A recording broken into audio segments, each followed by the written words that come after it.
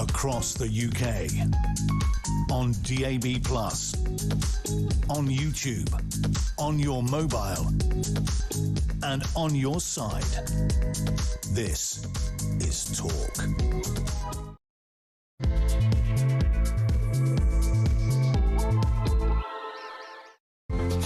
Good afternoon. Thank you to Alex. She's back tomorrow, right here at the home of Common Sense. This is Talk. Good afternoon. Loads to get on with. Andy Burnham, of course, attacking Tony Blair. I love a bit of infighting on the red side. It's, of course, that drive to get half of school leavers into university. Burnham now says, no, that's not the way. He's unveiling plans to put technical qualifications on an equal footing with degrees and pledging Britain will value the hard hat as much as the graduation cap. It is the hard hat revolution, kids. Are you up for it? Has university failed a generation? We'll look at that story. Also this afternoon, love this one about John Cleese throwing his support behind Restore's Rupert Lowe, the latest sign of the actor's rightward political shift after previously backing the Liberal Democrats. In fact, the Lib Dems had nominated him for a place in the House of Lords it wasn't that long ago, really. Details to come, and Kemi Badenoch is demanding emergency legislation to halt the release of rapists and killers, appearing alongside victims this morning and offering Tory support to recall Parliament if necessary, as Andy Burnham's review into the release of 6,000 prisoners continues. We'll have more on that as well. If you want to drop us a voice note, it's often the quickest way to bypass the queues. 0344 499 1000. That's also the number to call us on. You can message 87222. Now, many of us are old enough to remember how the new Labour dream began. Ask me my three main priorities for government, and I tell you, education, education, and education. That's how he fought an election and won. It was his big promise, let's get more kids from ordinary working class backgrounds into university. There was a sort of nobleness about the idea that it shouldn't just be for the posh kids, but it didn't matter who you were in. Now fast forward 3 decades and Andy Burnham has a different idea. Bob the Builder, can we fix it? Bob the Builder. Yes, he can, he says. The hard hat revolution. Andy Burnham has argued that Sir Tony Blair's drive to get half of school leavers to attend university let down a generation of young people. Here's what he said. In a fundamental change to the system, I'm announcing new routes for 14-year-olds to get early access to technical education, skills training, work experience and connections with employers, giving them the knowledge and experience they need to get quality, well-paid jobs where they live. Yeah, under his premiership, Mr Burnham said that Britain would value the hard hat every bit as much as the graduation cap. Mr Burnham's intervention, a rejection, of course, of, 3 decades of policy, comes amid a surge in, and we talked about this only yesterday, youth sickness benefits, concerns that students were being saddled with thousands of pounds worth of debt after studying poor quality courses. Was it worth it? If you went, by the way, to university and you're now 50k in the red, was it worth it? What did you come out with? Do you utilise your degree? Was it just merely the life experience of doing it? You could, frankly, travel around the world for about 1/5 of the price and got some life experience. But for once, Andy Burnham might have spotted a real problem. Britain has spent the last 3 decades, pretty much, telling every teenager that success comes wrapped in a university prospectus, a mountain of student debt and a degree that may or may not lead to a job. Meanwhile, the people who actually make things, like engineers, electricians, chippies, machinists, technicians, have been treated like poor relations to the economy. Did you go to university? No, I didn't. Oh, well, bless. What, really? Bless? What are you talking about? So we've had this for years now. Burnham's call to value the hard hat deserves a little bit of applause. OK, don't go overboard on this, but it is about time. But there is a snag, of course, and the snag is staring us in the face. You can't simply point a generation towards manufacturing if there is no, what's the word? Yeah, manufacturing. And there's the problem. Politicians love cutting ribbons in spotless factories, wearing high-vis jackets for the cameras. Building a manufacturing economy, however, is rather more difficult. Where are these thousands of new skilled jobs going to come from? Which companies are investing? Who's building the plants? What tax and energy policies are going to persuade businesses to build here rather than Poland, Vietnam or the United States? Who would have thought not half an hour ago that companies would look at the UK and go, no, we're going to go to Vietnam instead? This is where we're at. Burnham risks sounding like a bit of a career advisor, enthusiastically recommending jobs that probably, certainly not yet, don't exist. The vision is sensible, the diagnosis largely correct, but the prescription only works if Britain starts making stuff again. Without a serious industrial revival, this becomes another Westminster slogan. Forget university, kids. There's a fantastic factory somewhere. We just don't know where it is. And if we don't drill down, often quite literally, on that, we're going to end up back with Tony Blair. Education, education and education. And that's all it was, wasn't it? 0344 499 1000. Your thoughts on that? Couple of questions that come from this. Has university failed a generation? If you went, I'm all ears at this, and I'd love to know more and how it worked out. And if, of course, you're someone who decided to swerve it early doors, then what happened? What was your story when your mates all went to university and you decided, actually, no, I'm not going to go to university. I'm going to try and get out there on my Todd, see what happens. 0344 499 1000. We've got a guest coming in. Finn, what's going on, mate? Has he legged it? He's literally forgotten poor old Charlie Rowley. Because Charlie's got a thing on. Charlie's out there having a powwow with everybody. We don't know where he's gone. Come on, Rowley, you can do it. Here he comes. Thoughts on this? 0344 499 1000. Were you the kid that swerved it? Were you the kid that went? Did you regret it? Or did it actually work out rather well? And, of course, if you are literally in a job like, I don't know, you're a doctor or a lawyer, I'm glad you went to university. Thank goodness you went to university. But there are other people that went to really good universities and, frankly, there's no tangible evidence that they went to one at all. Which brings us on to Charlie Rowley. Yes. How are you, Charlie? Well, I'm very well, very well. Good. Nice to see you. I nearly merged your names then, Chowley. I've been called a lot worse. I'm sure you have. Did you see what I had written down? Yeah. Had to go through the Ofcom guidebook first. They said no. You did go to a good university. Yeah, it was okay. It wasn't bad. It was a nice time. You said it was okay. I mean, it was, pretty up there, wasn't it, your university? Yeah, I mean, I went to York, so I wasn't... Yeah. No, I know you weren't Oxbridge. It wasn't the elite, You've got, I always think you've got the Oxford and the Cambridge, and then I think you've got St Andrews and York and places like that. Yeah, yeah. And then you've got the Polytechnic in Chatham, which is pretty good, apparently. Yeah, no, I've heard great things. I've heard of it. I've heard great things about it. I'm telling you, the tiling course is to die for. Well, yeah. well, I missed a trick, obviously. You did miss a trick. So what do you make of this? I mean, the Blair thing, you would have been part of the group that Blair was talking to, the future group that, get to university.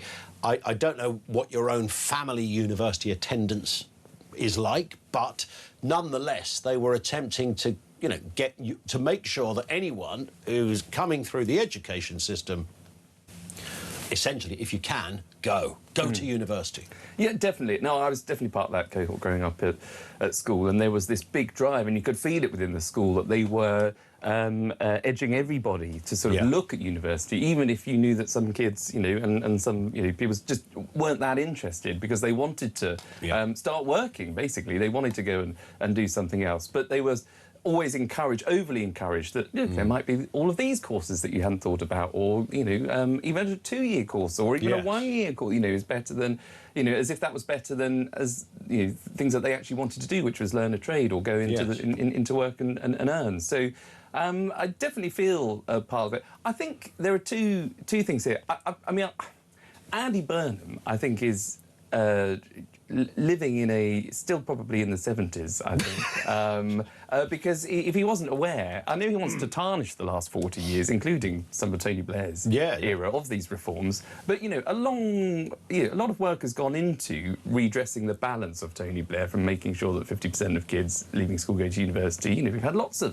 vocational courses, we've had lots of apprenticeships and vocational education sort of brought back into the system under, you know, the Tories, I believe. So there has been a bit of a redress, but I think Burnham's a bit behind on that. I mean, it's kind of down to what... I mean, you famously did needlework, didn't you, at York? So, and that's, you know, it's a noble thing. I mean, nobody can knock out a bonnet like Charlie Rowley, frankly. I was the original Great British Sewing Bee, I should imagine, in my I think that's what they call it. How did that get commissioned, by the way? Yes. Seriously?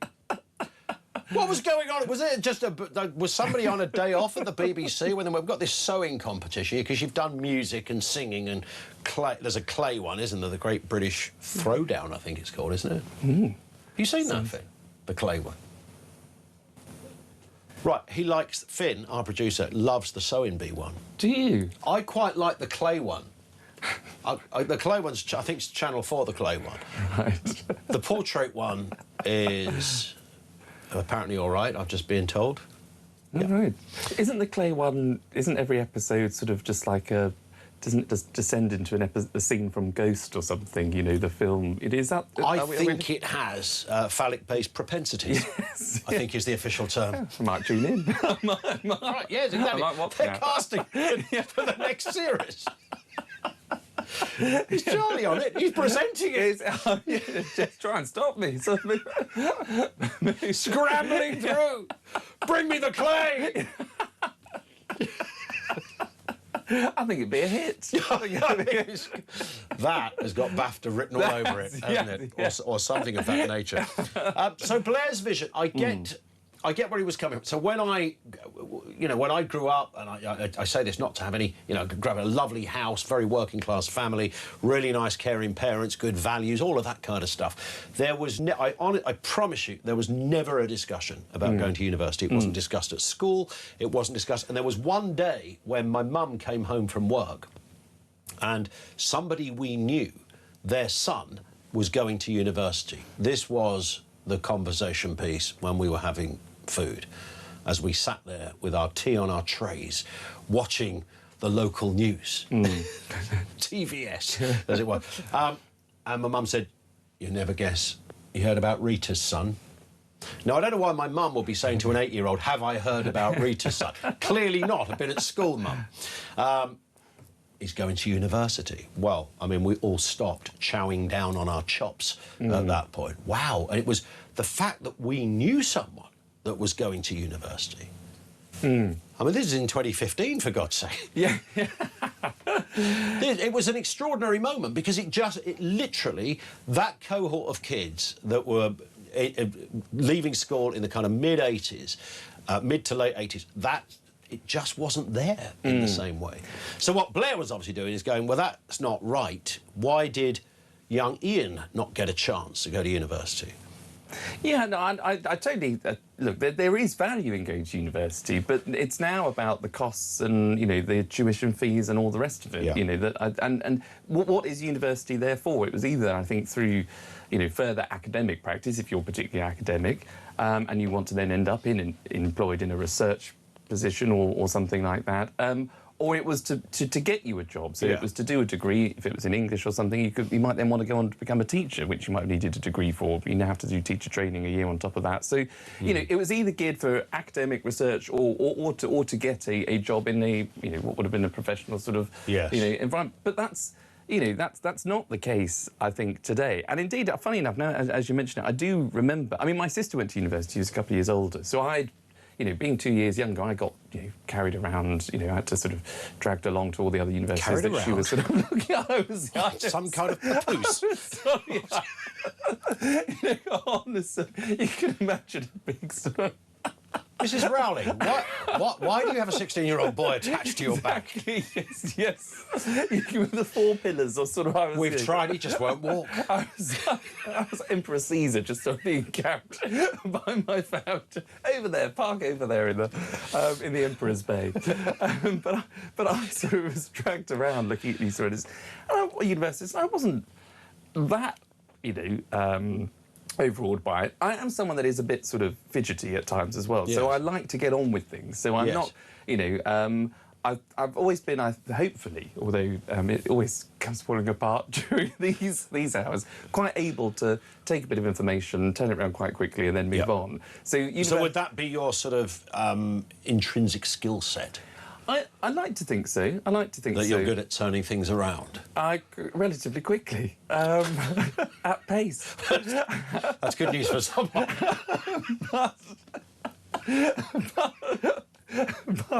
But my CV has just been torn to me. I mean, I'll never work again. I'll never work again. Who'd hire this man? but sometimes, and you've got to... Any additional information on the CV requires carrying around on a regular basis, throne-like. But it was... You're absolutely right. But university, sometimes it was a bit slow. But was it ever... Here's what I find interesting. I talk to a lot of the guys around here who... I mean, I've lost count of how many times the discussion has come up. There was me saying it was never a discussion about going to university. The entire idea was never even mentioned. A lot of the guys I work with now say it was unthinkable that you wouldn't go to university. There was no question about it. Everyone was going to go to university. Yes, yeah. Well, that was definitely the thought process. It's certainly at school and amongst my sort of parents at that time. But for me personally, I think I've always been also quite strong-willed, and so I was very clear. And I do actually remember this as clear as as clear as day, as clear as I remember my own name at times on a Saturday night. But I knew that when I went to bed the night before receiving my A-level results, which would determine then whether you got into the university, you had a choice whether you got the I was always very clear, if I didn't go, or if I didn't get into the University of York, which was my first choice, that was fine. I would have literally, the next day or had a week off or whatever, I would have put on my suit, my sixth form suit still, and I would have got on a train. I would have come to the City of London, probably hung around Canary Wharf long enough, like I've hung around outside this studio.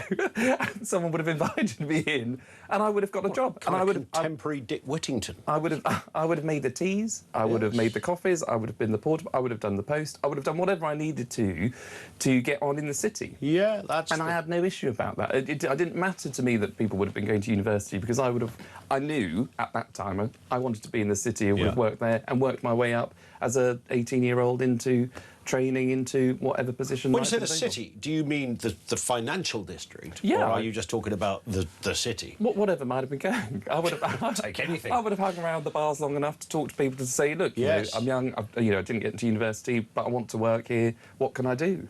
And I think if you talk to enough people and you've got that bit of, oomph and get up and go about you, someone would have taken me on. 100% agree. So the big question this afternoon is, did you go to university with Charlie Rowley? Because we'd like you to spill the beans, please.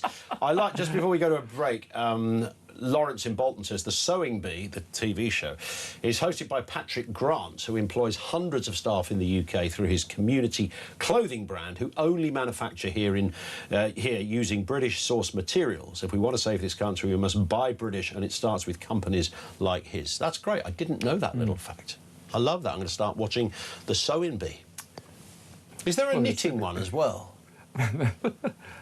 Is there a knitting? Well, there's a great British knit, but the less we talk about him, the better, I think. Well, that's very true.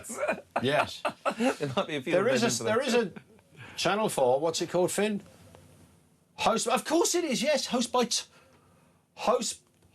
by Tom Daly, of course, who's become a sort of... So not only is Tom known for being a mean diver, he's also known for knitting. In fact, I think Finn's mum has his book, and I think in between diving, didn't he used to sit and knit at the Olympics or something? Yeah, I think that was his way of being calm, and you can tell. What are you eating on knitting? I'm a dab hand at it myself, as you can tell. Knit one, pearl one, Charlie. Simple as that. I think it's why I didn't get the gold. Taking the knitting on the dive was probably the mistake, wasn't it, really? Yeah. So I was going to weigh you down those needles. We're going to take We're going to take a brief pause. We're back with more. Has university failed a generation? Your thoughts, experience, which way you went on this, which way you would go if you did it again. 0344 499 1000.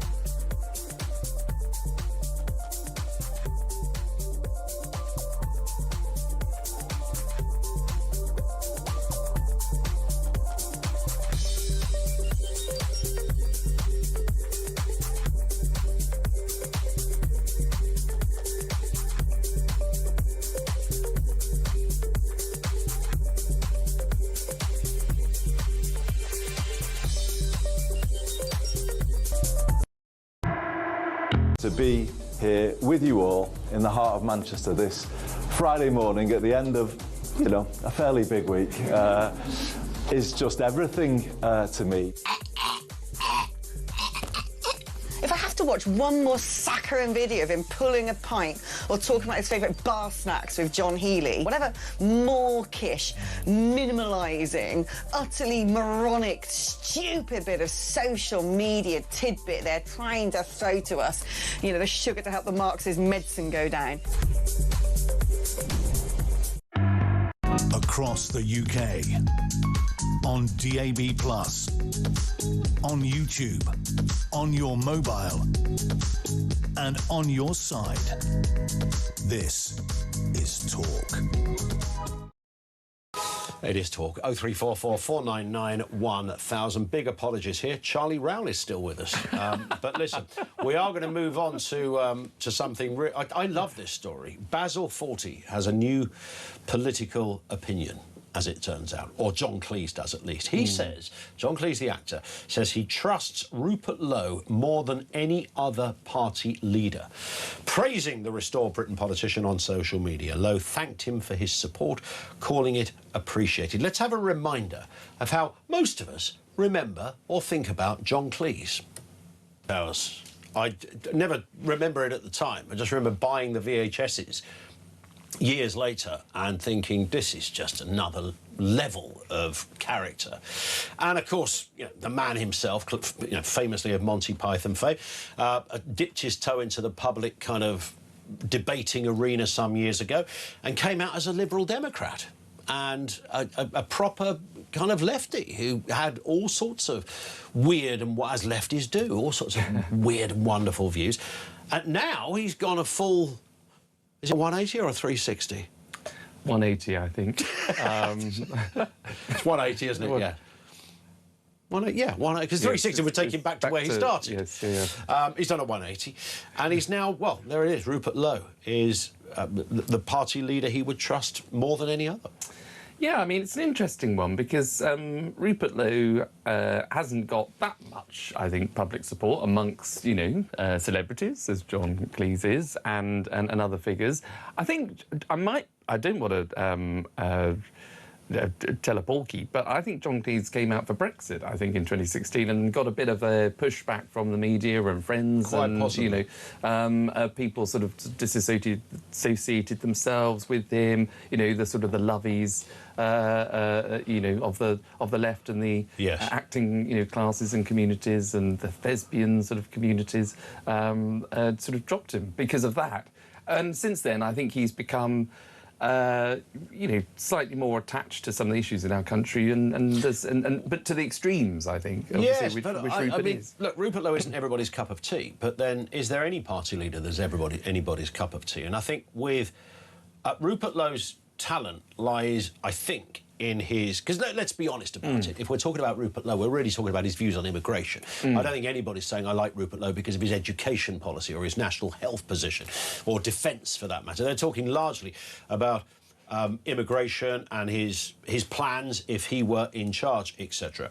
But what he does supremely is he's able to speak, be somewhat controversial, or shall we say unconventional, which becomes controversial because people don't politicians don't talk in this way, but he does it very calmly. He's got a very good mesmeric voice as well, and I think that's key to it. Here's this supremely relaxed man essentially telling it like it is. Farage has the same thing going on, of course, but I take it from this that Cleese has heard Lowe speak, and that's where he wants to plant his colours. Yeah, and I think Rupert Lowe, I mean, he's been very successful, wasn't he? He was chairman of a football club, you know, he's made absolutely millions of pounds, and I think when he comes into Parliament, when he sits on those scrutiny committees as well, you see him, you know, asking the right questions. Forensic. He doesn't let those officials, you know, those civil servants that might be able to just, you know, spin you a fast one and walk away, you know, he really pins them down on the detail of their own policies. Yes. And asks the right questions. You're absolutely right, and he pursues and pursues and pursues causes that he thinks are really important, like the rape gang scandal. You know, he's called for inquiries there. Yep. He feels as though he's shifted the dial there and got that to where it is today. So he has done an awful lot, and he is, as you say, he's got a wonderful voice. He's a brilliant orator. It's quite deep. It's very... it makes you sit up and listen, certainly does. I mean, the difficult thing for me about Rupert Lowe is that, you know, he is leading a party, and I know they're not here to defend themselves, but some of their...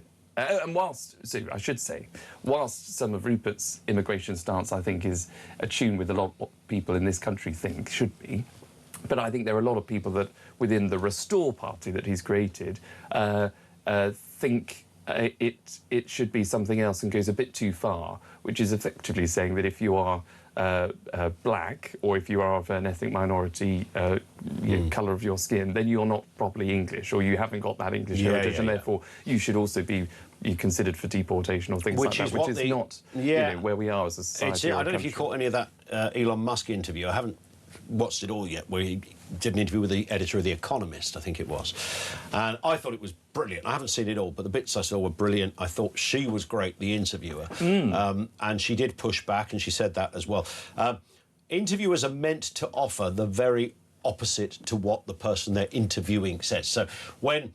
you know, she got a bit of a pile on social media. You got some lefty mainstream media. No. She was absolutely doing her job by throwing in there. But she mentioned Rupert Lowe in the interview to Musk. So it depends on where you sit politically as to who came out kind of best on that. But it is interesting that John Cleese... I don't know whether John Cleese is fully abreast of all the details. I don't know. But he, as it stands... he really likes Rupert Lowe. Good luck to John Cleese. Don't know about Manuel, but he's not alive anymore, is he? Andrew Sachs. Do you know who I'm talking about? Was that a reference to 40 Towers? Was it? Oh, right. Yes. Sorry, I know you're more of a kind of an Only Fools and Horses man. Excuse me. Sorry. Charlie nearly choked on his sickness there. How old do you think I am? Well, I mean, these things are still on the TV. That's the point, isn't it? True. I mean, Fools and Horses is on all the time. I used to watch the two Ronnies with my Did you? my grandparents back in the day. There is a pub round here that if you go to the... you know what I'm going to say, Finn? If you go to the loo, they have piped Only Fools and Horses playing on the sound system. Episodes like looped constantly. So you go for a little wee and you're listening to that, you know, great sort of clairvoyant sketch or whatever, which is not always good when you're trying to take aim. Right. At a particular funny bit. I haven't the slightest idea of what you're talking about now. Well, I just explained it. Were you not listening to me, Charlie? What is the sketch? What? No, that's just one memorable sketch. Oh, right, I see. Any old sketch. Any old sketch from Only Fools and Horses. I see. Yes, if you haven't seen the clairvoyant episode of Fools and Horses, you need to check it out. We've got time very quickly to talk about this story. Oh, it's gone. Has it gone? We move into another story. OK, yeah, it was a bit of a downer. That's a fair point. Andy Burnham already has a clone, by the way. Did you know this? Have you seen this? Yes. It's not a bloke, it's a woman. Seems to have stepped up to the plate to assist whenever he's required to be in two places. Have a look. It's better in vision, but you can still listen to this.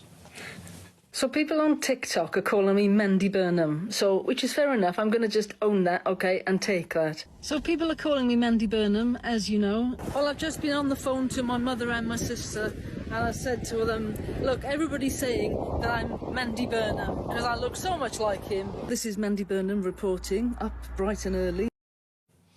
Now, I don't want to rain on the parade here, but she doesn't really look like Andy Burnham, does she? She just happens to have a pair of glasses like Andy Burnham's. And a haircut. That's a little bit Burnham-esque. Yes, yes. A little bit. And maybe the eyebrows are quite distinctive, but not as distinctive as Andy Burnham's. You're right. It's. How far have we sunk culturally as a nation when this is news? Well, oh, there's a woman who looks a little bit like Andy Burnham. Let's talk about it. Let's see. Yes. Well, did she post this because there was a pile-on that people thought that she looked incredibly like Andy Burnham? Was this the Sun newspaper that went to go and I don't know how it happened. I don't know how it happened, but she's suddenly become people going, "You Andy Burnham's sister," and there's a resemblance for some key reasons, but I don't think she actually looks like it. I mean, I get mystique of high-end celebrity all the time. I can imagine. Yeah, and what's the? Yeah, I mean, dead ringer for Beyonce, frankly. I mean, Cristiano Ronaldo. Yes, it's uncanny, isn't it? Really? We've got the same initials. You love football as well. What about playing? What's your keepy-uppy rate? Beg pardon. I've got stamina. It's a standard footballing question. How long can... No, I can't even phrase it in any way that's going to make it better, frankly. On that point, Charlie, we've hit the clock, but it's great to see you. I'm going to be on breakfast in the next couple of weeks after Friday. I would imagine you'll be... we've ended up having these quite really sort of rather amusing... Well, amusing for us. I don't know anybody... Yes. Probably awful to anybody else. Yes. Sort of 6 in the morning. Suddenly, there's 2 grown men in a studio just giggling like schoolboys over nonsense. 1.5. Or 1.5, yes. Fair enough. Fair enough. Listen, Charlie, thank you as ever. Charlie Rowley with us here on Talk. Lines are open 0344 499 1000.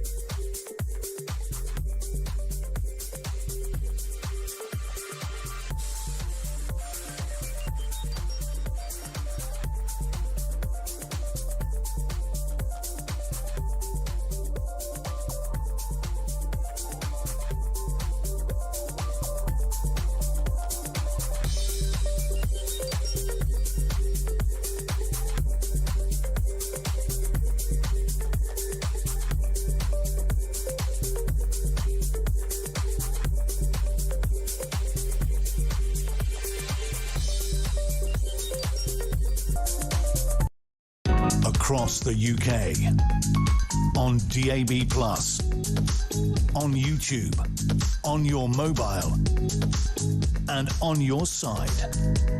This is Talk. Jim says, afternoon, Ian, what about all the university debt that all the kids are now in? And do they make interest of those do they make interest on those student loans? I mean, some people will never pay those loans back either, which is, and that's a whole other issue to get into. But we have got a Prime Minister who's going the very opposite route, it seems, notwithstanding the fact that people who need to go to university and want to should be able to, but a greater emphasis on maybe having a different route, if you fancy it. Let's speak with Rose Stevenson, Director of Policy and Strategy at the Higher Education Policy Institute. Rose, nice to have you with us. Look, I mean, it's choices, isn't it? I mean, the sense, I suppose, is that over the years, lots of kids have felt that the default position is you must go to university, when in many cases there might have been options that were a better fit for some kids, but they've kind of been slightly left behind a bit. Yeah, absolutely. And I was actually working in schools as a teacher when we really diverged down the academic-only route or academically prioritised route, I guess. And schools moved away from those vocational type qualifications. But even if we're getting 50% of people going to university, that leaves another 50% of school leavers who don't have a clear path. Yep. I think that's what Andy Burnham's talking about today. I've seen it reported a few places that he's rowing back on Tony Blair's 50% of people going to university. And I think that's a bit of a mischaracterisation. Possibly. He's not saying people shouldn't go to university. He's one of the very few politicians that talk about university and something else rather than university or. So he's talking about, and always has talked about, building that really clear technical and vocational pathway and holding those courses and those jobs in parity of esteem with a job you might get from coming out of university. And indeed, and I guess it's, again, allowing kids that excel in one area that the academic route would not be right. And you can, I think, reasonably say there are some kids who, by the time they get to the age of 14, it's quite clear they're not going to be going down the academic route. So focus on that and have, I think from what I can gather, have lessons that are up there with maths and English. What's the point in majoring on maths and English when you're actually better technical drawing or some kind of electronics-based skill set? Yeah, so everyone will still have to do maths and English, sciences, kind of those core subjects, but it's about bringing that level playing field back and offering those technical vocational qualifications to students from the age of 14. And there's been a period of time where it's almost been taboo to suggest at the age of 14 that someone might want to choose a technical or vocational course because it's seen as maybe not being ambitious enough for those students. But that leads to the question, well, what do you not consider a good job? Do you not consider it a good job to be a plumber? Do you not consider it a good job to be a hairdresser? These are flexible, local, and at times well-paid jobs that school leavers can go into. And we've got a big problem at the moment with NEETs of school leavers not going into anything. And I think part of that problem is we're funneling students down this very academic path and insisting on that to the age of 16. And for some pupils, that's leading to quite a lot of disengagement. And I saw it when I was a teacher. You would have some students who weren't the most academic kids, but if you put them in a catering class, their confidence rose. They knew that they were good at what they were doing and they enjoyed it. But to take that away and not allow them to do that at 14 meant that they weren't then on the pathway to catering college, to getting a good job as a chef. And I'm really, really excited that this is going to be coming back. I hope so. We once did a phone-in, Rose, a kind of deliberately mischievous phone-in, that drama is more important than maths at school. And I set this up deliberately. It was provocative for a reason.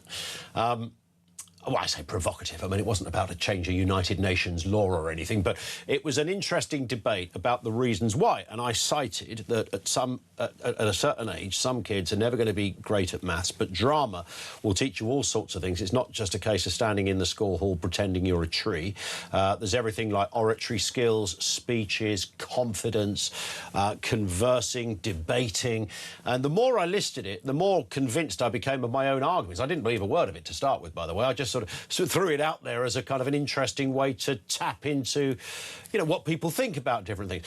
But it did make me think afterwards, and loads of people were phoning in. We had sort of mathematicians phoning in saying, this is outrageous, Pythagoras and Descartes didn't do what they did so that people like you can sit on the radio years later banging on about drama.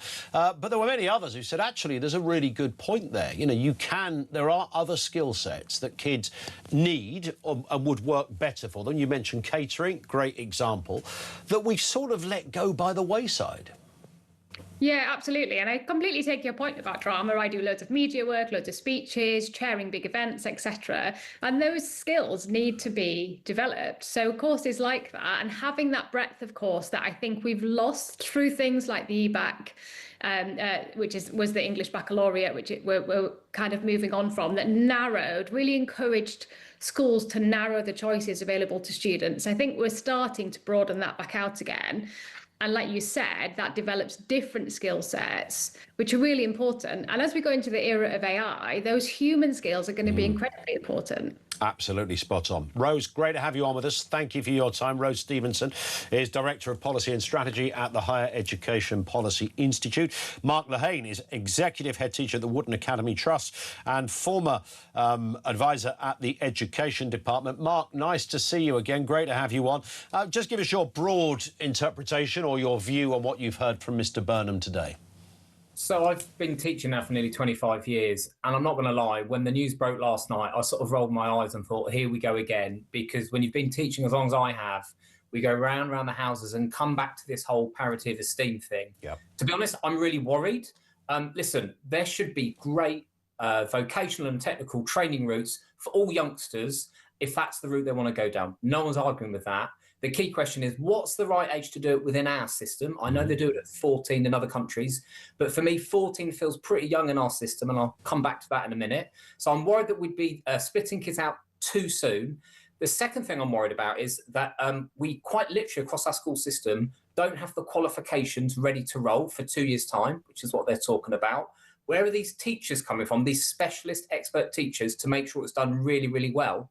And where are the facilities going to come from for these things? So I've got grave concerns. I really hope the Prime Minister and his team have got a very detailed plan that they're going to let us know very soon. But those are my initial concerns. And the final thing I've got to say is the reason why we have the highest level of youngsters not in education, employment or training, the NEETs, now that we've ever had in modern times, it's nothing to do with the education system. It's the way that consecutive governments have clogged up the labour market. They've made it really expensive to employ young people, and they've made it really hard to employ young people. Getting kids down vocational or technical qualifications will not solve the NEETs problem in this country. Yeah, when you say hard, you mean in what respect, Mark? Hard in terms of, what do you mean? Sorry. When you say they've made it hard for kids to get into those professions or get into the workplace. Yes, that's right. So, of course, lots of your listeners will know until a few years ago, you could leave school at 16. The government raised the age you had to be in education and employment with training until 18. But they didn't do anything about making sure there are enough training routes out there. So that's one thing. There's not the opportunities for young people.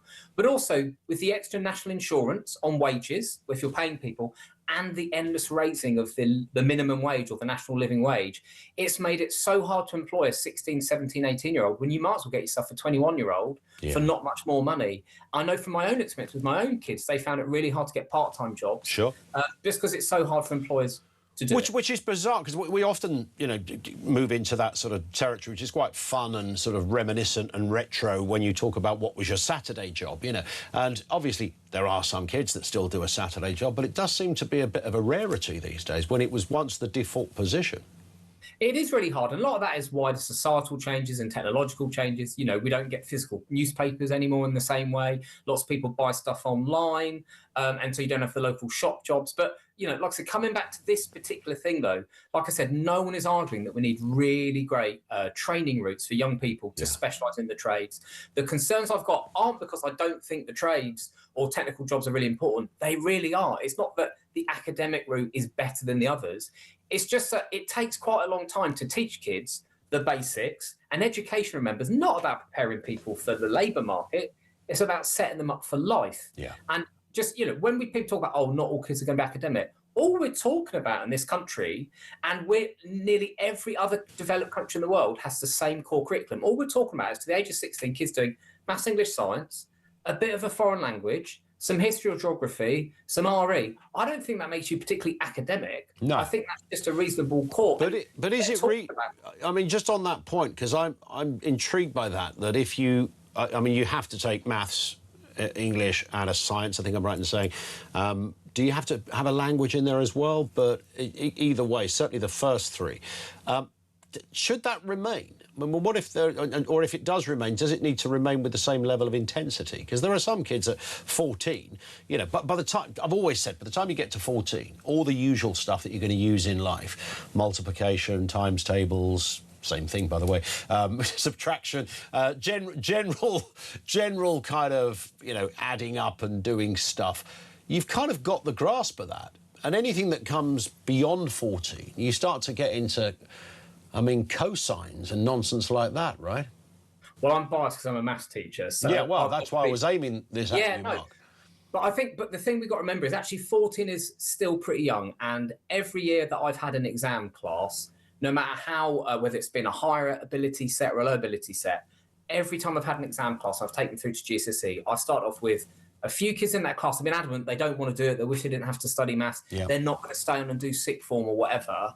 And by the time they've had 2 years of solid teaching and they've got really good at maths, they've changed their mind. In fact, I had a really lovely moment recently where at the sixth form college that I run, someone called up my name and I turned around, and it was a student I taught a couple of years ago who's gone off, got a trade, worked as a labourer, as a brickie, but has now decided, off the back of his GCSE experience a couple of years ago, he wants to come and do some academic studies. And my worry is if we funnel kids down a certain route, age 14, one, overwhelmingly it's going to be kids from more deprived backgrounds that will end up going down that route. That is just a fact. It's not the kids at Eton that are going to do these qualifications. Yeah. It's kids from poorer backgrounds, okay? So it's not a genuine choice.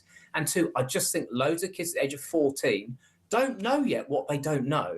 So a couple more years of keeping the education broad, I think, is best for most kids so they can have that time. Indeed. Mark, thank you. Great to see you again. Thank you for your time. Mark Lehane, Executive Head Teacher at the Wooden Academy Trust, former advisor to the Department of Education. Let's speak with Baroness Amanda Spielman, former Chief Inspector at Ofsted. Amanda, good afternoon to you. Good afternoon. Is it nice to be out of Ofsted at times like this when a new government comes in and starts reeling off a whole bunch of different ideas because it's sort of start again territory?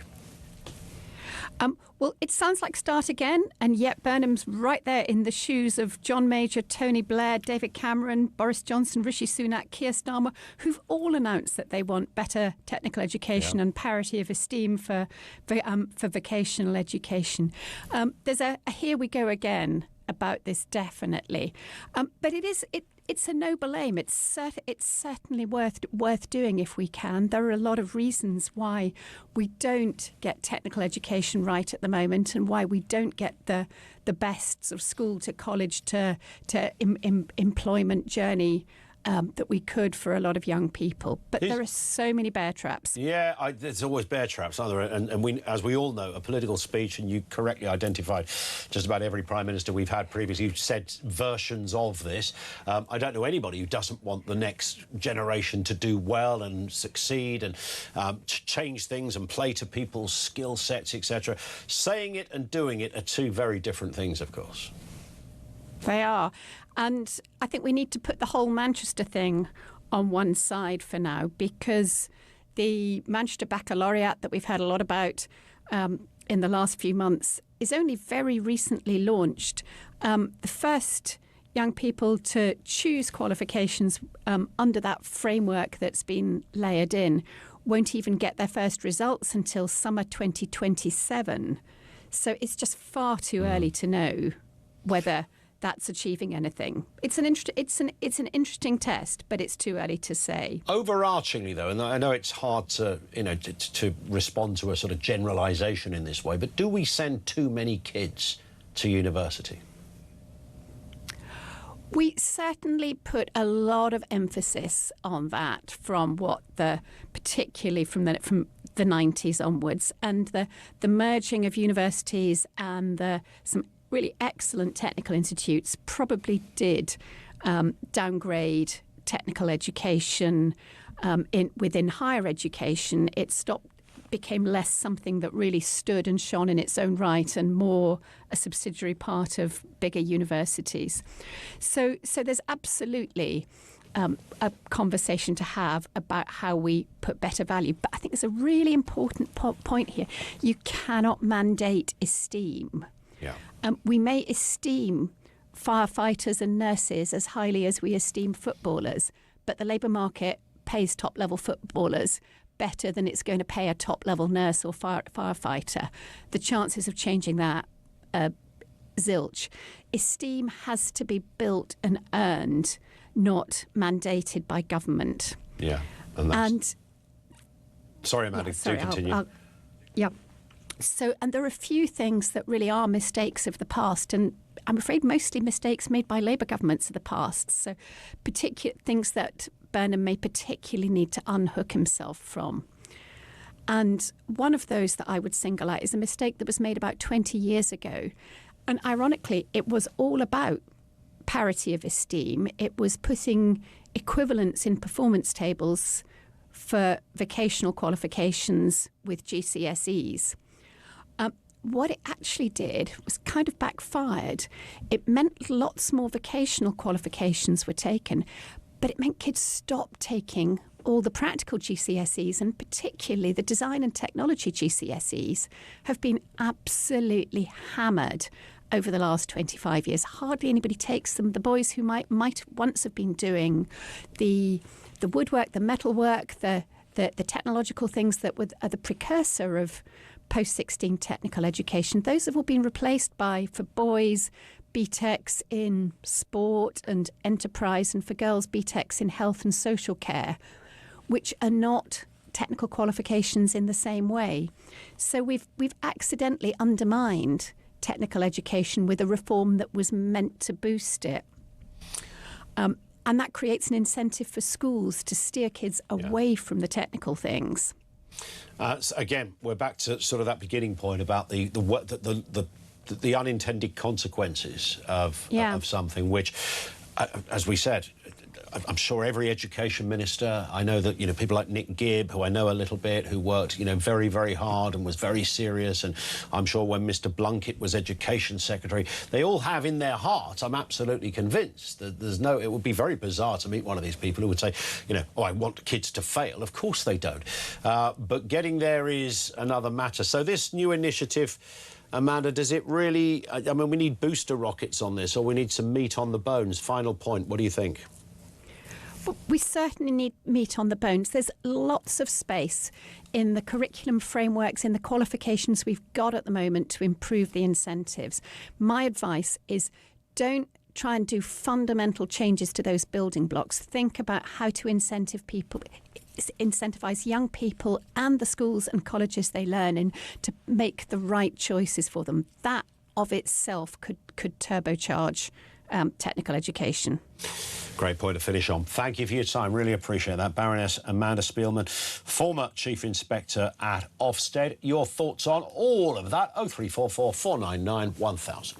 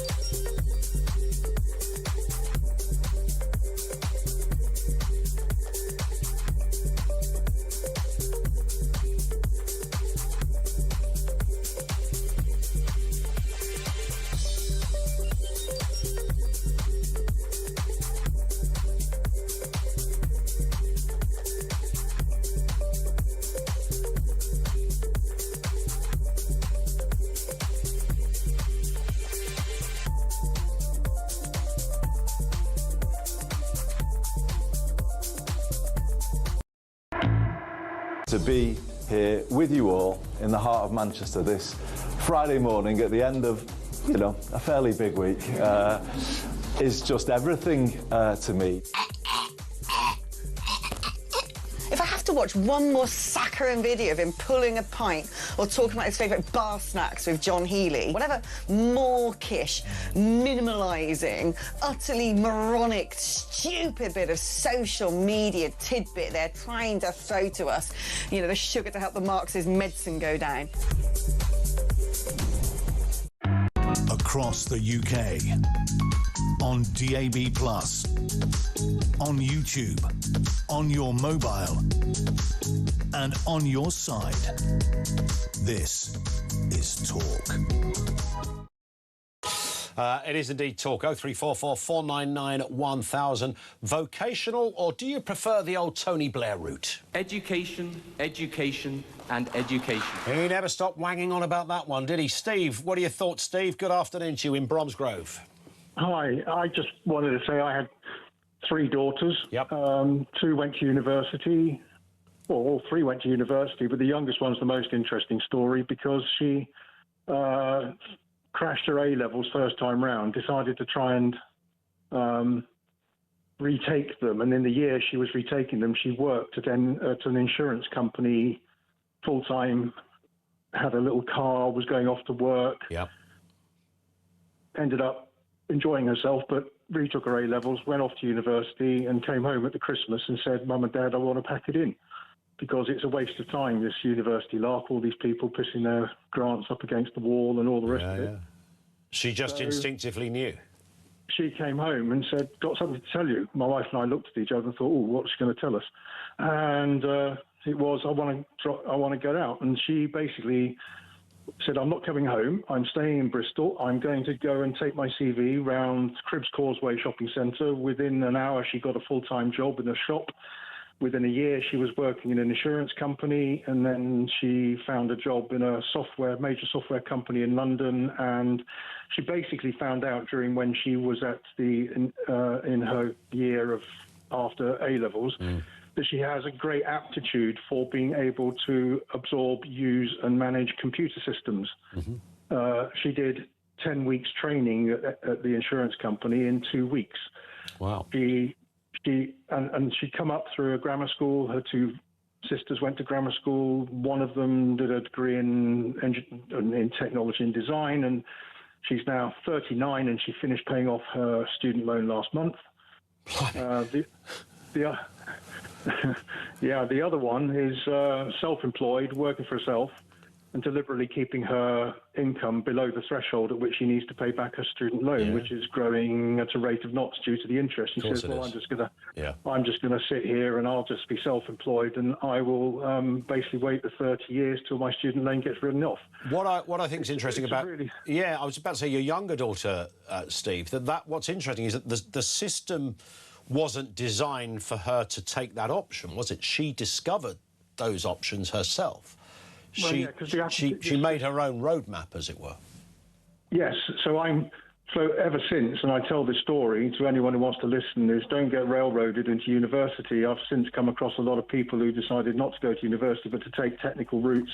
There's technical degrees. I love the fact that people like Rolls-Royce have their own university, like JCB have their own college, because basically the education system's not putting out the right sort of material to go into these high-tech engineering type. So what they do is set their own up, which is brilliant, and they should be rewarded for it. Absolutely right, because they are focused to that specific skill rather than the sort of wider general version that you would get at university. I love it. Listen, great to have you on, Steve. Good luck with everything. Thank you for that. 0344 499 1000. More where that came from after the news at 2.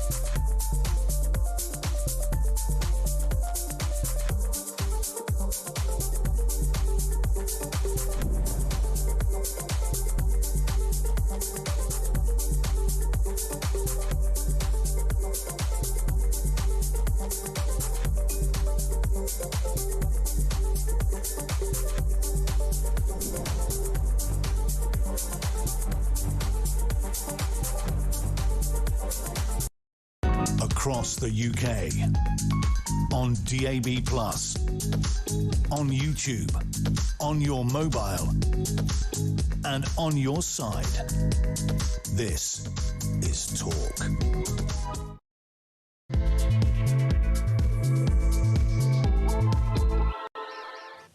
Yeah, welcome back. Great first hour. We'll continue in a similar mode.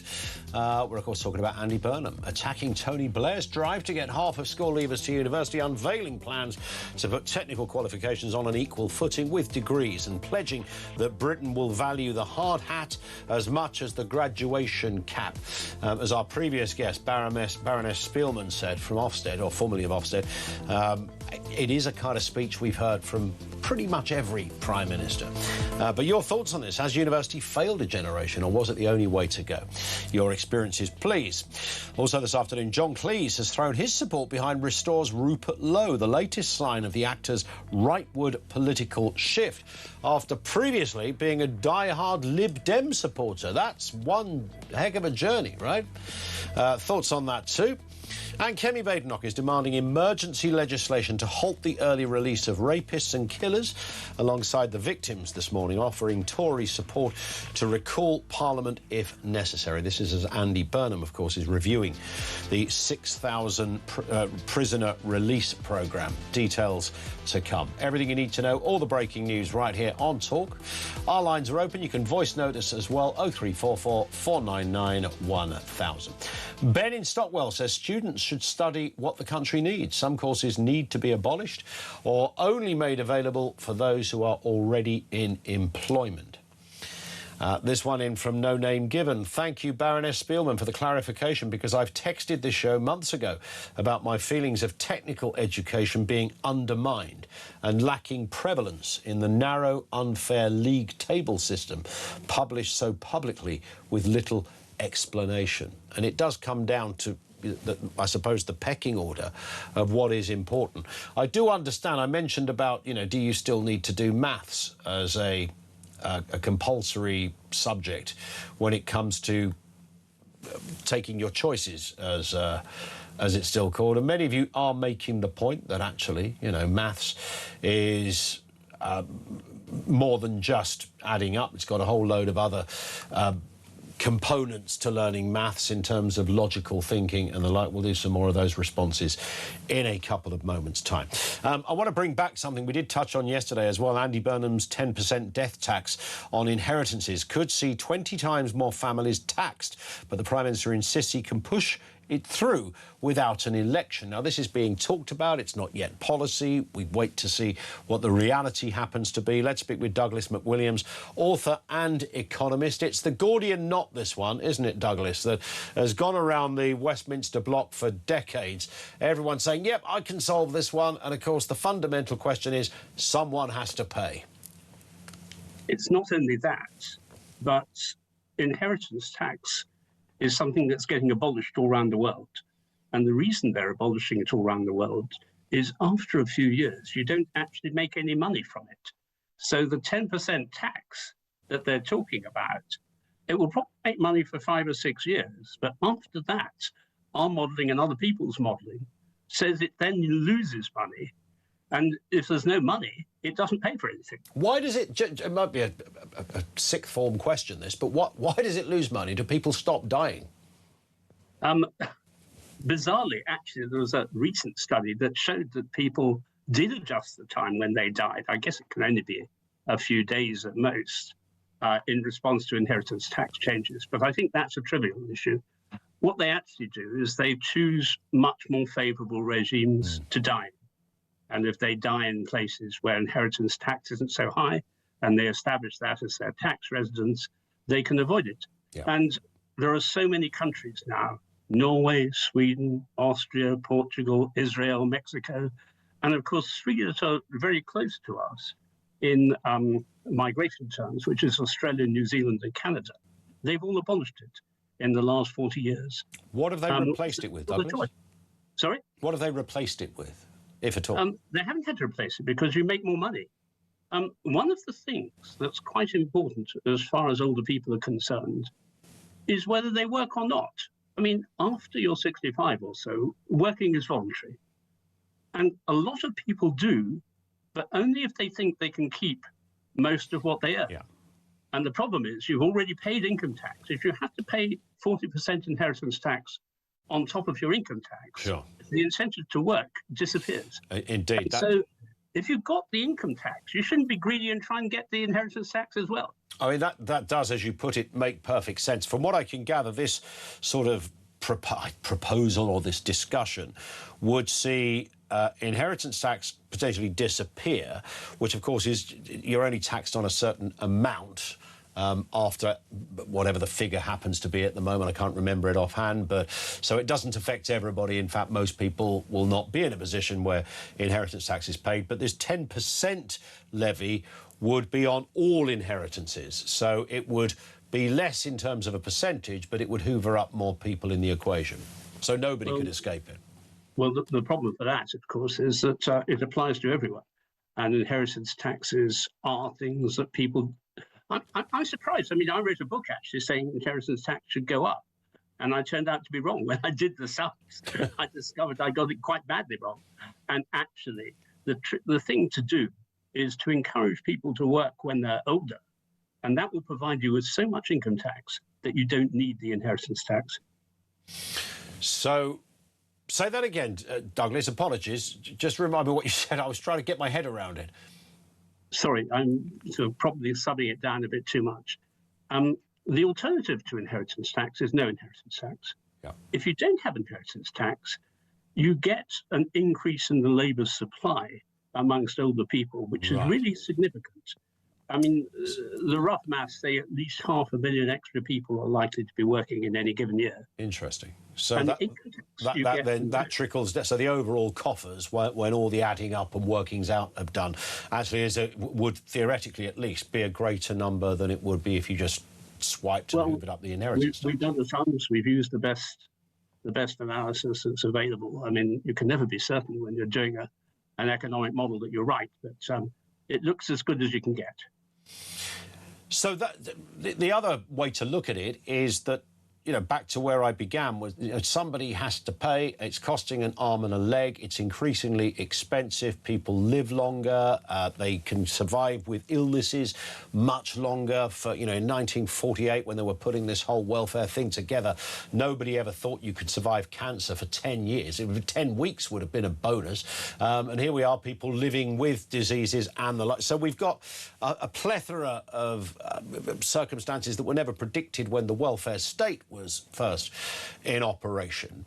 And it's getting increasingly more expensive. So even allowing for which sounds like a very logical idea, of allowing people just to work longer, do their own thing and not get penalised for doing it, is that even likely to cover this increasing cost of social care, or this particular aspect of social care, which is the elderly?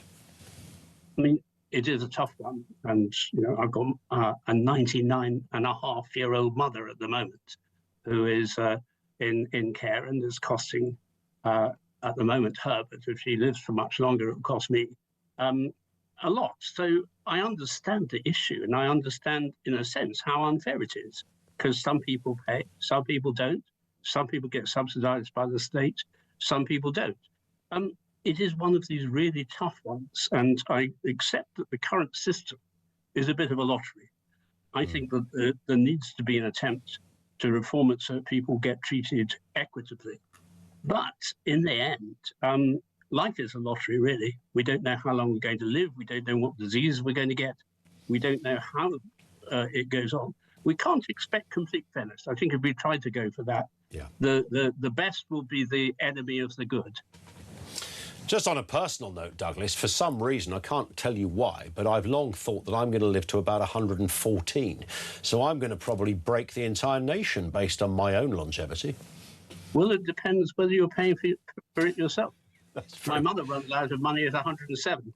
So, I mean, you know, you have to work out what you're going to have to do is work until you're 75, and that will probably give you enough till you're 114. I like that. Yeah, I'll take that, as long as I'm doing what I like doing.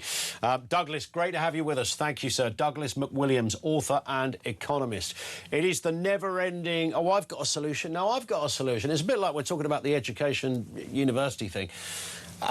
Everyone has an idea, and some people are so not just passionate, evangelical about the idea. The inheritance tax thing from the left comes really, it's born sort of out of envy in many respects. It's born out of a, you've got more than me, so therefore you should give more, even though you explain, quite forensically, you explain that actually this money has already been taxed and potentially taxed multiple times in different ways, and it only arrived in the bank account of my Uncle Sid because Uncle Sid, you know, worked very hard. He also managed to employ half a dozen people on his window cleaning round as well. So, and he ended up with a couple of $100K in the bank account, only for the government to come along and say, ah, yeah, you got to pay some extra money on that. It's like, whoa, whoa, whoa, no, we paid all the money, government. We did all of that. We did it all when Uncle Sid was alive, and all his employees, they paid their tax as well, and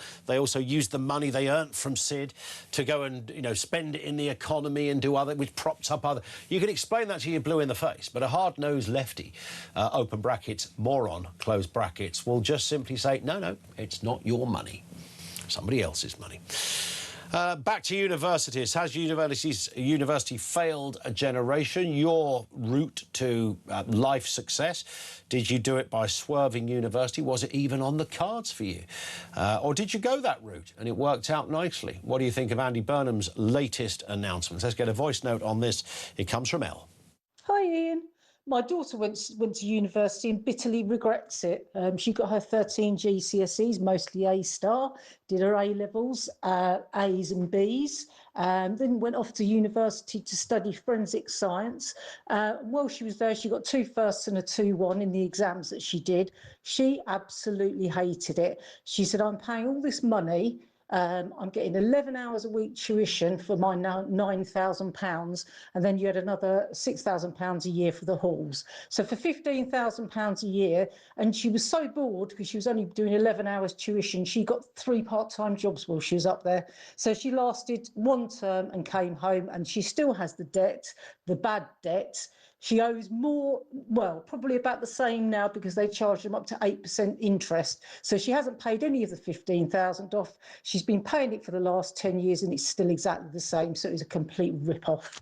Wow, that's like the old credit card kind of trap, isn't it? It never, you never pay it off. It was absolute genius in terms of a business plan. The debt you can never pay off. I mean, obviously exceptions to that, but you take the point.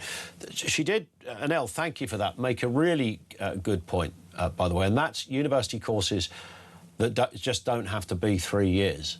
I mean, literally, this is a crime scene. It's theft of people's money. It's theft of people's time.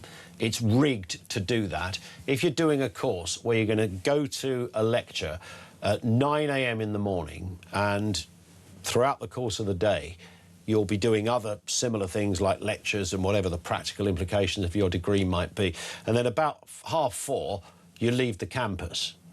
That I get. If you're doing 11 hours a week and someone's asking you pretty much for the same money, in fact, exclusively for the same. Well, that's what this course costs. That's robbery, mate.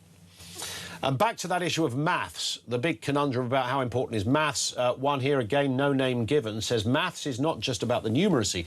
It teaches logical thinking. It simplifies everyday life, equations, and helps people solve problems and understand how they solve it. If not solved, they can go back and look at the workings out and see where it went wrong.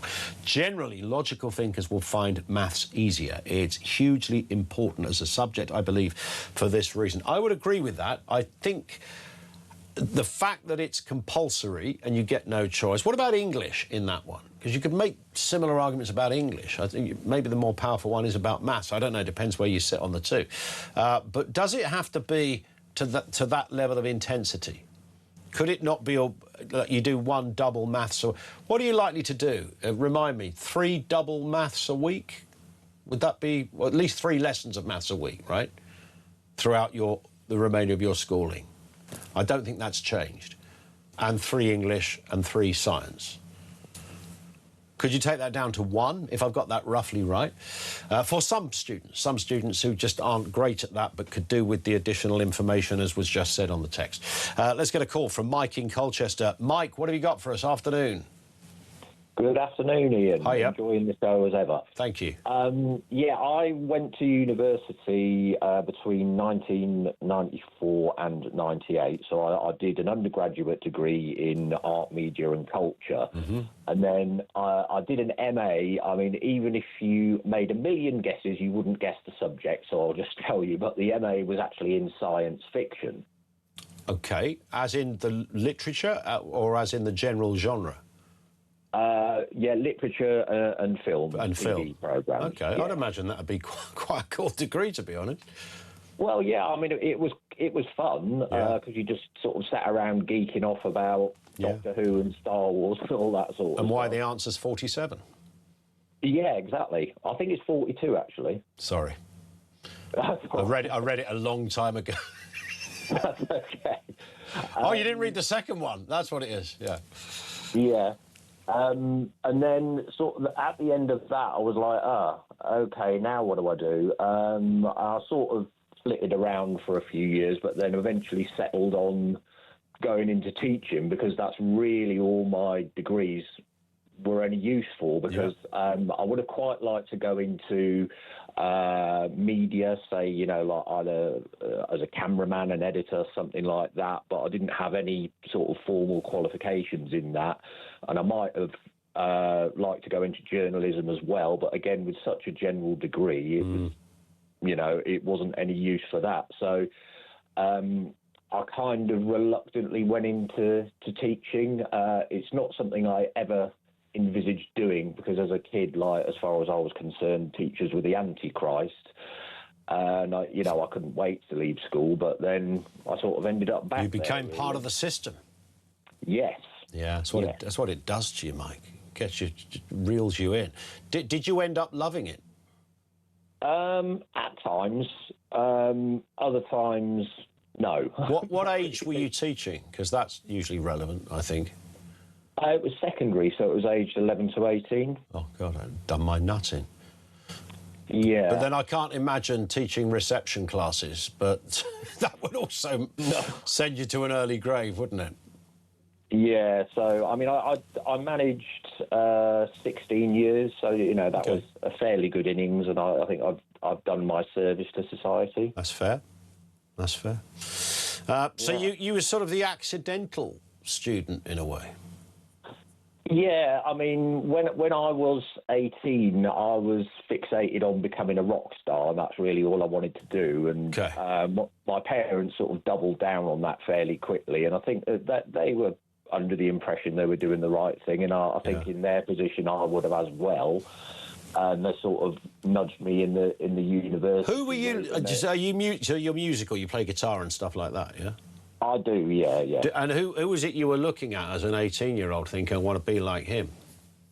Oh, well, I was really into AC/DC and Kiss and Iron Maiden and all that. I'm glad you said that, not Alvin Stardust or something. That would have been... No. I mean, nothing wrong with Alvin, obviously. He had a genre and did very well out of it. But, yeah, AC/DC's got a bit more meat to it. Yeah, that's what I really wanted to do. But I guess in some ways it was unrealistic, but I don't really know what would have happened if I'd really pushed myself with it, but there you go. Well, you'd have ended up being, I don't know, Colchester's Alice Cooper, or you'd have ended up maybe a lookalike. I don't know if that's acceptable. Well, I haven't got any hair nowadays, so I don't think that'd really work. Right, said Fred Beckons. You never know. Listen. Yeah, probably. Although I think you'd be tribute to something completely different these days. Mike, great call. Thank you, mate, for that. Glad it worked out in a curious way. What an interesting journey. Our lives take all these odd paths, don't they? I was thinking of this and I ended up doing that and I went down that route, but then this happened and I love all of that. That's kind of part of the tapestry of it, isn't it? 0344 499 1000. This is Talk.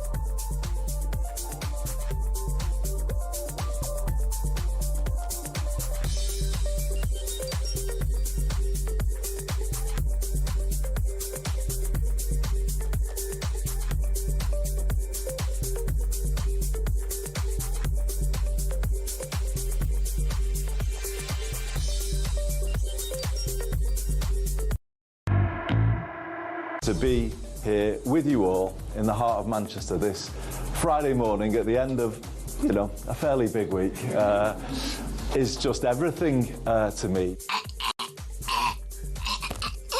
If I have to watch one more saccharine video of him pulling a pint or talking about his favourite bar snacks with John Healy, whatever mawkish, minimalising, utterly moronic, stupid bit of social media tidbit they're trying to throw to us, you know, the sugar to help the Marxist medicine go down.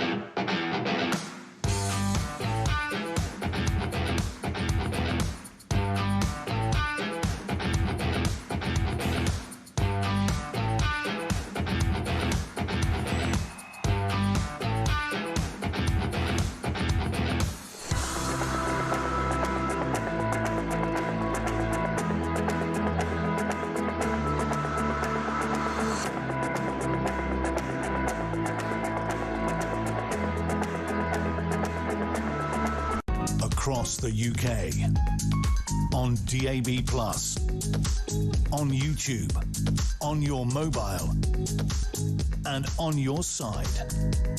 This is Talk. The experiences people have sort of divide the room. There's many people, it seems, just listening to the comments and the messages that we're getting through on this one, who go into the work, intend to go to university, but then have a taster of the workplace and never end up going to university because they realise, actually, I quite like this. And while my mates have gone off to uni, while they're learning, I'm earning, you know, that kind of thing. And I can pay for my own thing. I've got no debt. But then there's another group that do that, and then, like, 5 years down the line, they go, actually, maybe I should. That, in a way, that's a better way to do it, isn't it? When you're a bit more sorted and a bit more sure about where you may or may not want to go. This one comes in from Mike in Lincoln, who says, I left school and joined the army as an apprentice electronics and communications engineer. 3 years of college and military training combined, and I went off I went into the big boys army. I served for 12 years and then moved into the private sector and spent 30 years doing the same job in the modern data communications world. I've outperformed just about all of my contemporaries who went to university. That isn't to say one route is better than the other, not that different horses for different courses. And it's about finding a job you love. It isn't really work. Currently, I see many with degrees unable to find any work in the field that they've trained in, whereas tradesfolk are always in demand. It is that, really, isn't it? But ultimately, the ideal is to love what you're doing, whether you're in education, whether you're in work. If you're liking it, or you can see how it's a path to something you're obviously going to like, then, you know, go nuts. Alan's in Birmingham. What do you got for us, Alan? Afternoon to you. Yeah, I'm a registered gas installer, and I noticed back when Blair mentioned about education, that the workplace completely changed. All the kids were forced down that university route, which left a massive void in sort of building sector. And what happened then was Blair opened the borders, brought in cheap, skilled labour to fill that void. And what we've got is a whole generation of young people that have not had that opportunity to learn a trade. And now Andy Burnham's trying to resurrect something which is going to be really hard to resurrect, because all those people that were in the industry back in the late 90s are in the 50s and 60s. And wanting to train new apprentices, they're looking to have an exit out of the industry. So I don't know where he's coming from. So with it's it. where are the jobs? Is that your kind of where the jobs? And also, I worked in the education sector, so I trained in plumbing qualifications. And the trouble was, this was during the sort of 2000s, 2010, is that these kids are going through these courses by the hundreds and thousands. These kids going through plumbing qualifications, and I knew myself that wouldn't get a job because it was just a technical certificate. There was no NVQ attached, so it was just like a sausage factory pushing these kids out into a workplace where they wouldn't get jobs, and they just become so demoralised. And they were saying, when can I get a job? When can I get a job? And I said, try and apply, call people. And I see it now on forums where people are asking to work with gas engineers just to get a qualification. Sure. Is it still? I would imagine being a gas engineer is still a good job, right? If you've got the qualifications. It is, yeah. It'll earn you a good living, and it'll give you a long living as well. So it's a good job.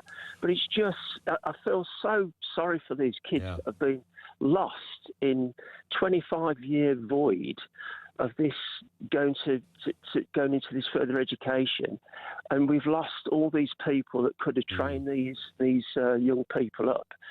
Because we opened the borders up, we brought in cheap labour.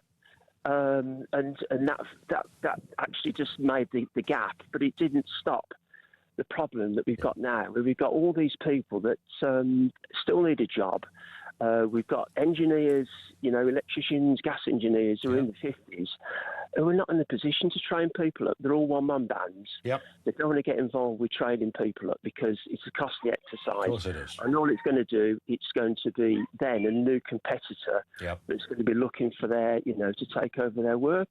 And it's just Burnham's in Cloud Cuckoo Land is absolutely off the charts. Well, I mean, it might be a noble idea, but putting it into action is going to be the tricky bit. Alan, thank you, mate, for that. Great to hear from you. Really enjoyed talking. Let's go to James, who's in Kent. How you doing, James? Oh, I'm good, Ian. How are you? Yeah, very good, thanks. What are your thoughts? Yeah, well, I went back to university in middle age to do a PhD, to go into academia. And while I was there, just to sort of make ends meet kind of thing, I was tutoring as well. And I got very disillusioned. That lady who spoke about 15 minutes ago about her daughter's experience. The contact hours are abysmal. Very little contact for the students with the senior academics. They might give you a lecture, to 150 students, but the classes, the seminars, are normally palmed off to people like me, postgraduate students, PhDs. Contact, pastoral care, office hours. When I was at university in the 90s, my professor said, if you've got a problem, knock on my door anytime. If I'm busy, I'll tell you to get lost. If I'm free, I'll see you. But now they maybe an hour a week. It's all done by email, never face to face. Because you have an image, don't you, of this sort of corduroy-clad, bearded academic going down the pub with you all, having a chat about, because we see that image, but that's so it used to be like that, but no longer like that. Is that the general? Yeah, I mean the majority of the people, I won't say where I worked and what faculty, but a majority of them are from overseas. Very few English professors and readers. As I say, a lot of the students very disillusioned, and of course these students can't get jobs because there was a push for grade inflation. When I was taking my class and marking my essays, I would say that 70% of them were getting 2-1s, which is like a B. And if I gave someone a high 2-1, my supervising professor would say bump them up to a first, and I would say, well, I don't think it meets the criteria, but they would say, oh no, just bump it up anyway. Wow. So when supply and demand, when you've got a lot of people with these degrees, they seem to they just lose their value, don't they? Of course they do. Yeah, it's like economics, isn't it? You can print more money if you want to, just keep going and have it in abundance, but it'd be worth jack. Yeah. And the second point, just very quickly, that what that fellow was saying before about practical trades. So I remember my cousin going to do a GMVQ in plumbing, And when he tried to get a job afterwards, my dad was in the estate agency business, and he knew a few plumbers, but none of them would take him on as an apprentice. I mean, they were all very successful men, but they were making excuses about saying, well, it will put my liability insurance up, if they mess up or something. And, so he never got Corgi registered, so he could never practice what he studied, which is a real shame. And you find a lot of young people are very disillusioned. I agree with Burnham in practice. I mean, my nephew is not very good at school, but he can strip an engine apart and put it back together again. And he's only 16, So, I mean, people have different talents, and they should find their niche, Indeed, agreed. James, great to talk. Thank you. James in Kent with his thoughts. 0344 499 1000. And Glenn in Colchester says, don't forget the legislation around 0 hours contracts also made it difficult to get part-time work as well. It shouldn't be that hard. We love bureaucratic nonsense and mumbo-jumbo, endless forms and red tape. As a nation, we have a PhD in that. I don't know where we fare with others, but, it did used to be a straightforward case of nip down to the shops and ask if you got any Saturday jobs, and away you went. Lines are open. This is Talk.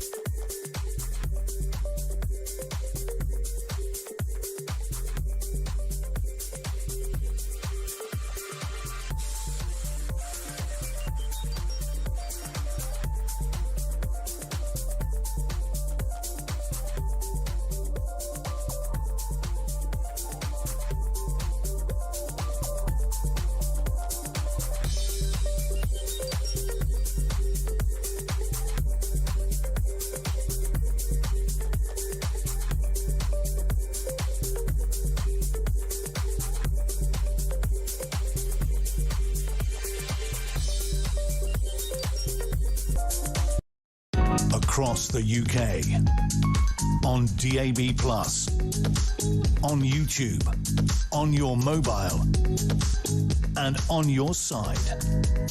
This is Talk. Oh.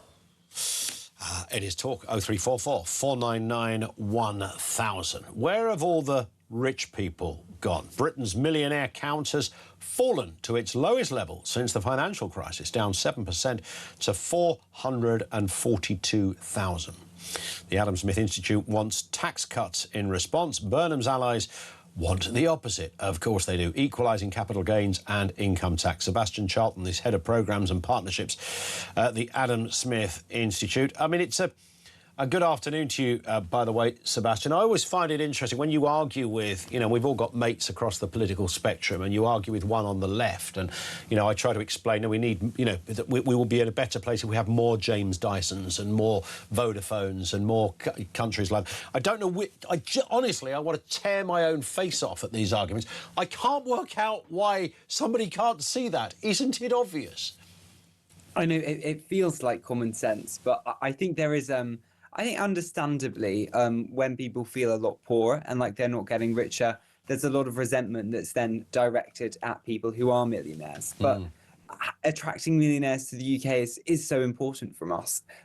I mean, if not just for funding our public services like our NHS, I mean, 1% of all taxpayers make up 30% of all tax revenue in the income tax bracket. Yeah. I mean, that's huge. And then if we just lose a few of those people, the impact that has on our finances is massive. So it's so important for that reason. But also, as you say, for innovations, don't we want to have the next generation of creative kind of entrepreneurs being British and making their inventions in Britain? And it's also, and I always seem to want to add this in, but I hope reasonably so, that 1% that you talk of are also the cohort that will take less out of the system as well. Yes, absolutely. They're net contributors. So having them here means then they're probably not going to be using the NHS. They're going to be using most likely private healthcare, but that reduces the strain on us, and they're going to be contributing. But I think it's important to put this in some context now. We're at, the lowest level since the global financial crash, which was something that impacted all countries. This is just impacting the UK. And in 2020, we had over 1 million millionaires. So it's halved over that period. Wow. And that's because we've had, a completely stagnant economy. We have a tax burden that's just getting higher and higher. And we have this culture, I think, that millionaires and wealth creators, they don't feel like they're welcome in the UK. And I think that is important too. Yeah, again, the left-wing argument that always comes forward is that, don't make me cry. Why would I be bothered? So here you've got Bob the millionaire, who was making 57 million a year, but as a result of some shifts in tax policy, he's now only making 49 million a year. Who cares? Does even Bob care? That seems, would that really put somebody off coming to live in a lovely country like ours because they're going to make 10 million less, even though they're already making 49 million? It seems to be sort of in that ballpark, the argument. I totally get the kind of feeling of, well, Crimea, if millionaires aren't as rich, whatever. I can understand why people feel like that, especially when we've got a cost of living crisis going on. But actually, retaining these millionaires in the UK is a really important way to solve for that and to turn that around. Because, as I say, these people are wealth creators.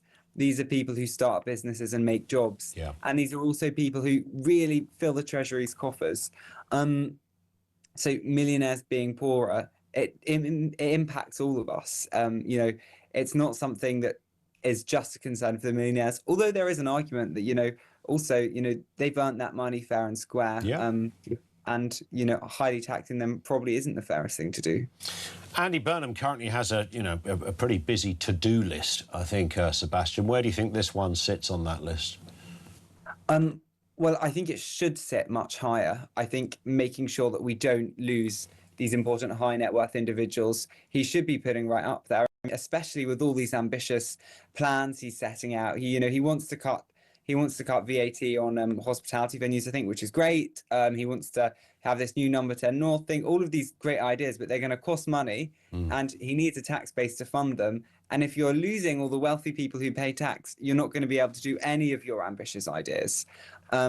So I think making sure he retains and attracts millionaires should be central. And to do that, reducing inheritance tax, cutting capital gains tax, those are really important things to do, and actually things that will, in the long run, produce more money for the Treasury. Yeah.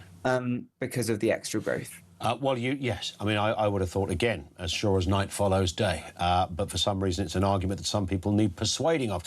Sebastian, thank you. Great to have you with us, Sebastian Charlton, Head of Programmes and Partnerships at the Adam Smith Institute. I did hear a phone-in where they were discussing something, pretty much I would imagine in this, but I didn't hear how it started. But I just heard somebody talking about the kind of, not necessarily super rich, as in oligarchs with yachts and stuff, but very wealthy people who've got a nanny, people who've got a gardener, people who've got maybe a housekeeper, people who hire their own personal trainer almost on a full-time basis.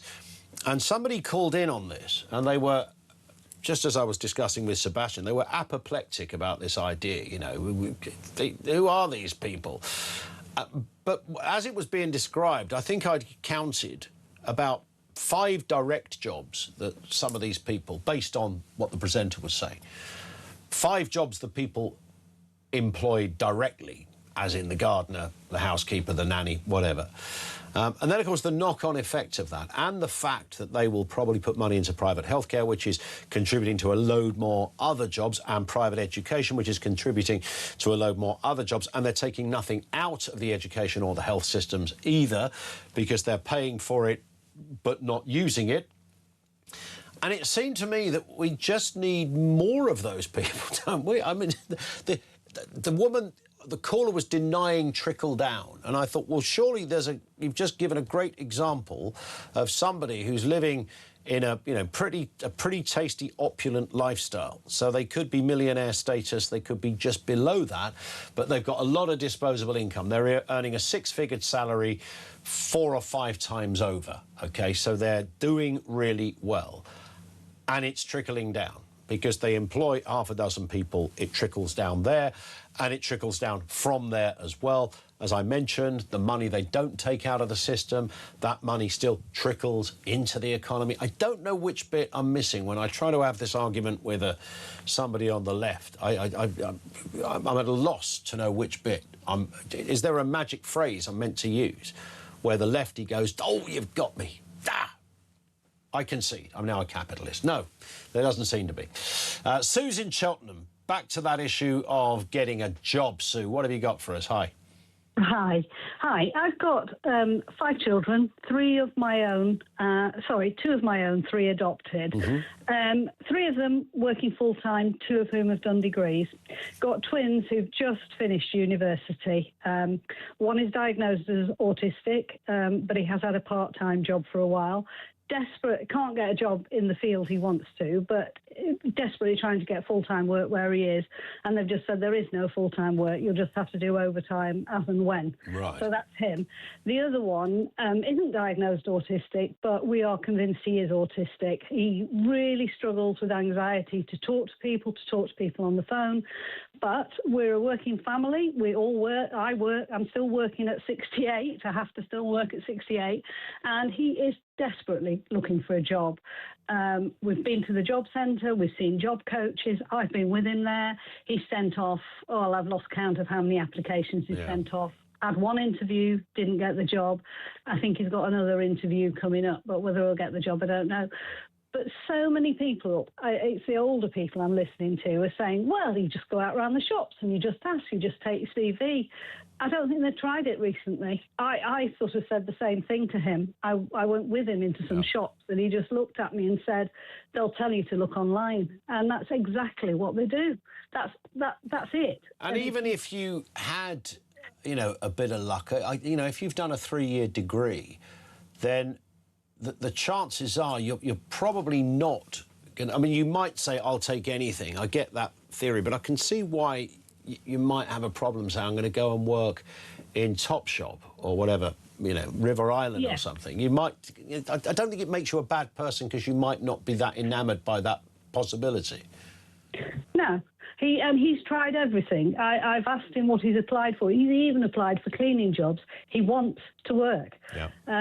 So he's had to go on benefits. He doesn't want to go on benefits. And the likelihood is he will have to apply for PIP because of his situation, because I'm pretty convinced he's autistic and he is going to struggle to get work. But his degree's in art, amazing artist. He knows he's not going to get a job straight away doing that.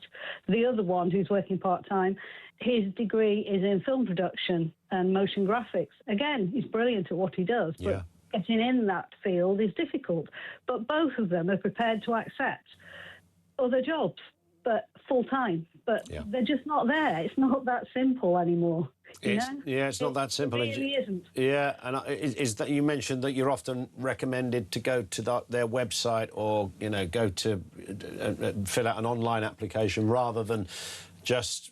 And it really did used to be you saw the manager of the shop and the shop said, yeah, all right, you can. Yeah. Got a couple of shifts at the weekend. I was at that frame of mind. I'm that age where that's what you did. You walked into a shop, you took your CV around town, and you'd find something. But they just say, just look online, and it's the same old thing, and the same old jobs coming up every day. He applies for everything there is. Nothing, absolutely nothing. So. It isn't that simple. And yes, there are some that are gaming it. Absolutely, some that are gaming it who think it's better on benefits.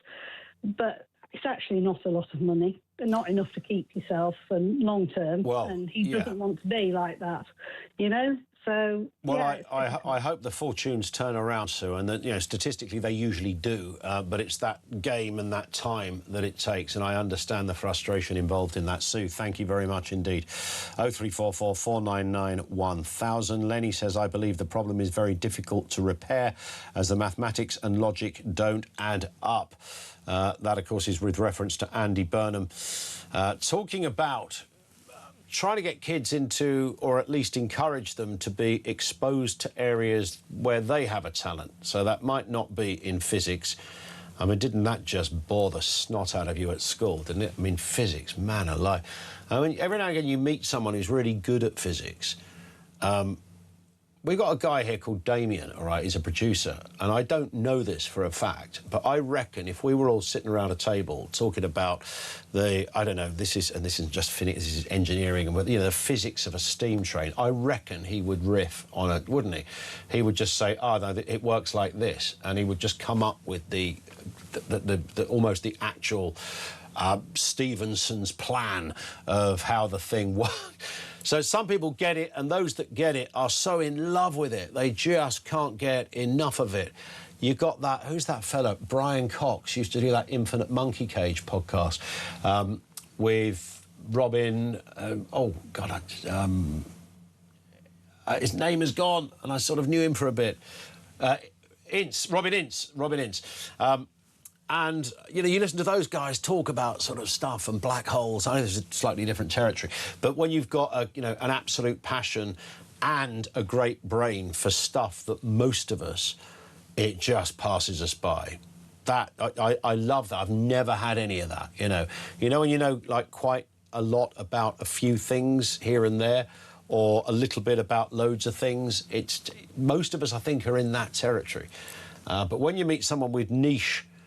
And if you have done that, if you've gone to Oxford and done physics, I reckon you'd be miffed if the career advisor said there's a couple of shifts going at River Island at the weekend. I think you'd be, I think you're allowed to swear at that moment. Not that you're better than that, but you're just different to that. So one size fits all, never going to work, but simultaneously trying to address God knows how many different requirements. And let's be honest, in the last 10 or 20 years, the breadth of which people see their future has increased. People think of jobs they would never have thought of before. Some of the jobs never existed before, but even ones that did, it was beyond your reach. So we've sort of surpassed that now. Everything from social media, YouTube, and goodness knows what else will teach you what you can do or what is possible. So we're sort of, in a way, gifted, but also cursed with so much temptation around us. This could be you. Look at the Instagram, look at the stories that are out there, look at the videos that are made, look at the shorts that you'll see online. It's a buffet of choice. So that cacophony of possibility is beautiful, but perhaps it makes the whole thing a bit more of a pain in the backside when it's you that's out there looking to realise your dream. But is persistence really key? Does it always work? 0344 499 1000. More from you on the way. Day 3 of The Voice of Doom as well. Looking forward to this. This is Talk.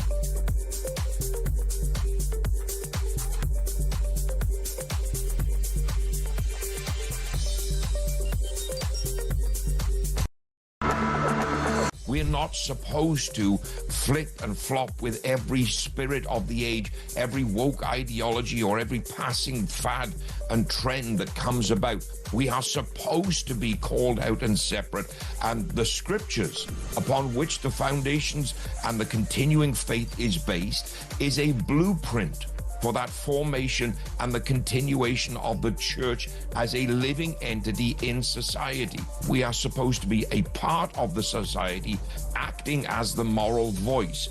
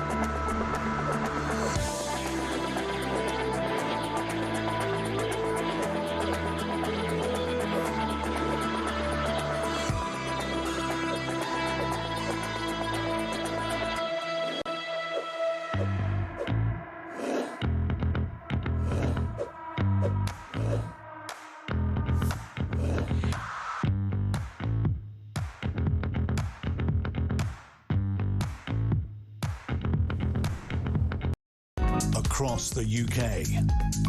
On DAB+, on YouTube, on your mobile, and on your side. This is Talk.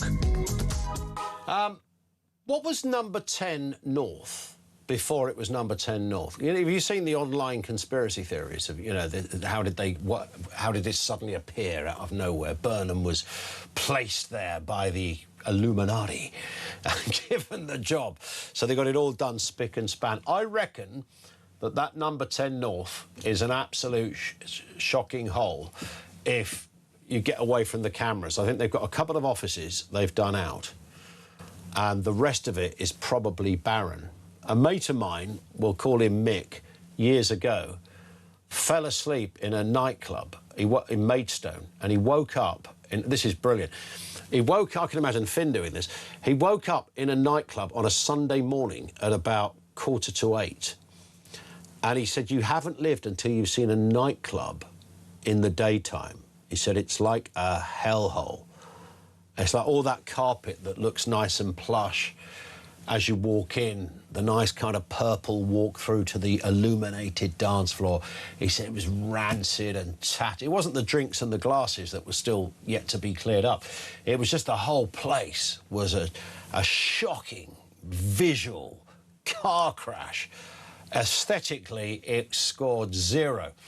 That's what I reckon number 10 North is like in all the other rooms, other than the one you see the Prime Minister in.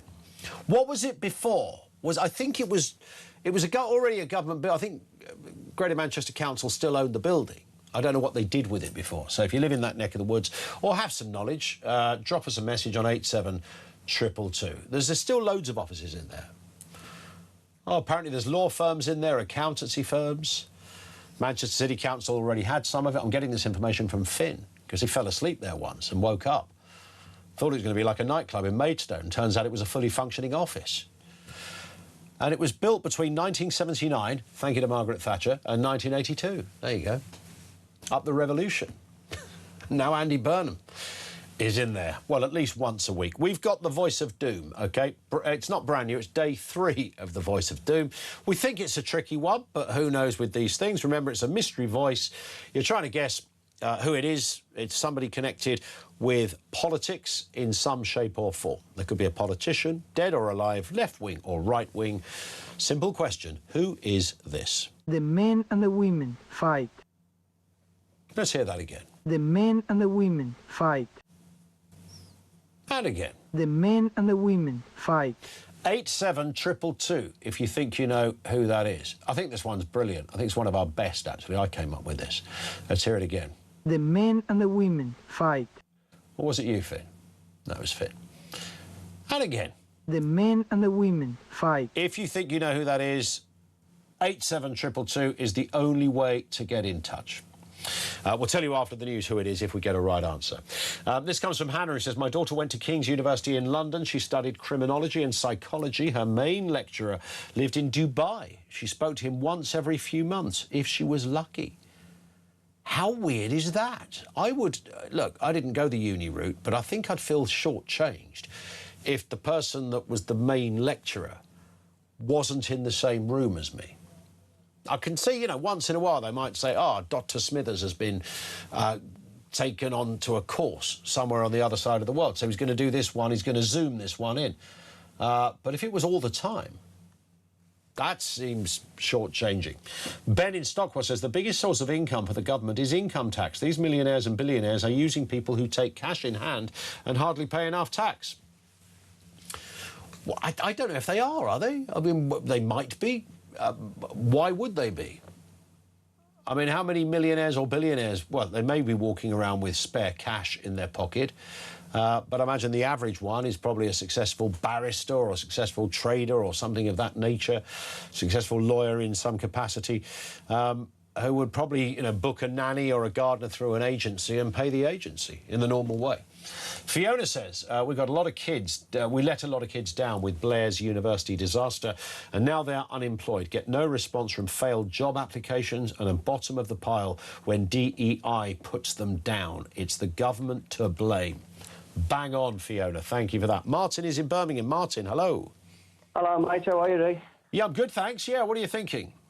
Brilliant show. Thank you. I spoke to one of your researchers earlier. I'm a gas engineer, the same as the chap that was on earlier. And I've been doing it for 40 years. And my youngest daughter, when she got to about 10, 11, she showed an interest. So she started coming with me every weekend and in holidays. And she got all around tools, got really good at it. And by the time she was 15, 16, she was really good. All the tools are in the garage now, still there. Yep. Anyhow, my missus works at the university, and she managed to get her an interview for an apprenticeship as a multi-traded engineer, going around the university fixing stuff. So she took some photos to the interview with her that I'd done her when she was at work with me, and I was really impressed with that. And there was loads of people applied for this job, and she got it purely on merit, not because my missus works there, purely on what she'd done with me in the previous 5 years. Anyhow, they turned around and said, we can't give you the apprenticeship because you failed your maths twice.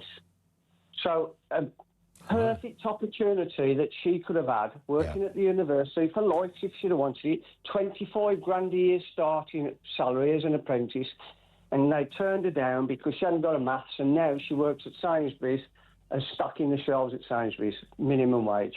And she still comes with me every weekend, occasionally doing the gas fitting, but she works at Sainsbury's Saturday. Is she It's so crazy it is, and it's just ridiculous, mate. I agree. Is she intending to, like, still fight this and get back on the course she wants, back on the track she wants to be on? To be honest with you, Ian, it knocked her confidence that much. She really thought she got this job. We was all happy, the family was happy. And because I worked on Sainsbury's boilers, I knew the manager there. It helped to get a job at Sainsbury's, and because she likes it there so much now, and she's settled, I don't think she's going to go back into it.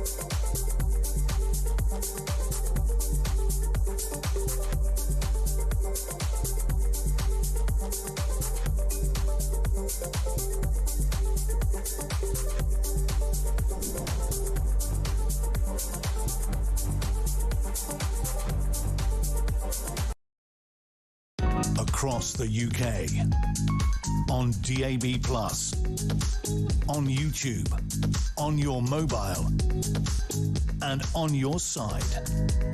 This is Talk.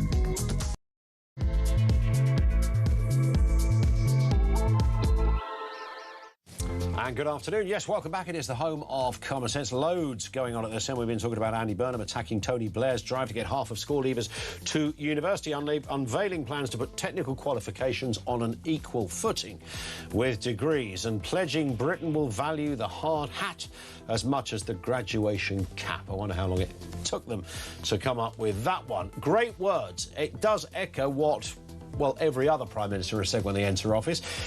Will it come to anything? Noble idea to get people vocationally engaged, but will it work? Thoughts on that?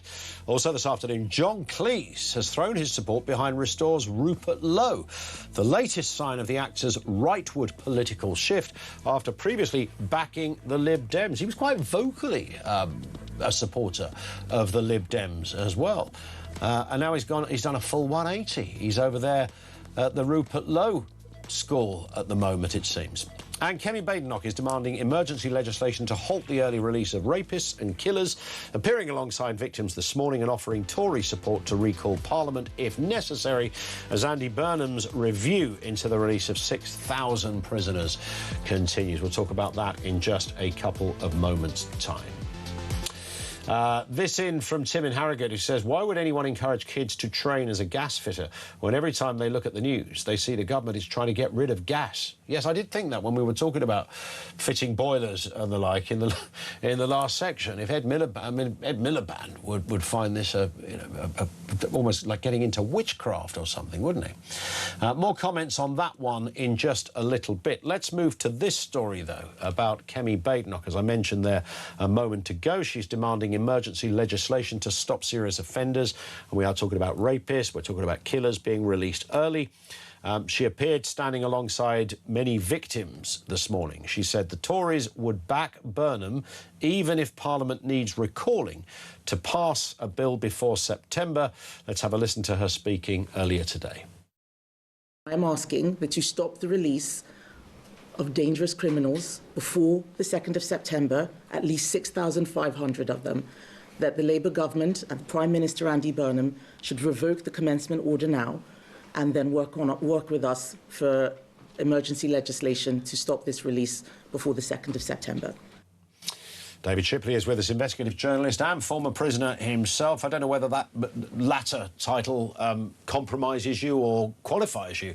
But arguably the latter, I suppose, in many respects, in terms of early release, because we can all agree there's loads of people that go to prison that probably shouldn't go to jail. It makes no sense to go to jail. It's ridiculously expensive. And if somebody bothered to sit down and think about it, there would be maybe better ways of dealing with the punishment for certain individuals. However, there's some really bad people in jail, some violent ones as well, killers and rapists. Yeah, there are. There are a lot of really dangerous men in jail. I think part of the problem is no one, clearly Andy Burnham doesn't want to be the Prime Minister who released the rapists early. Yeah. You know, that will haunt him forever and probably destroy his government in the end.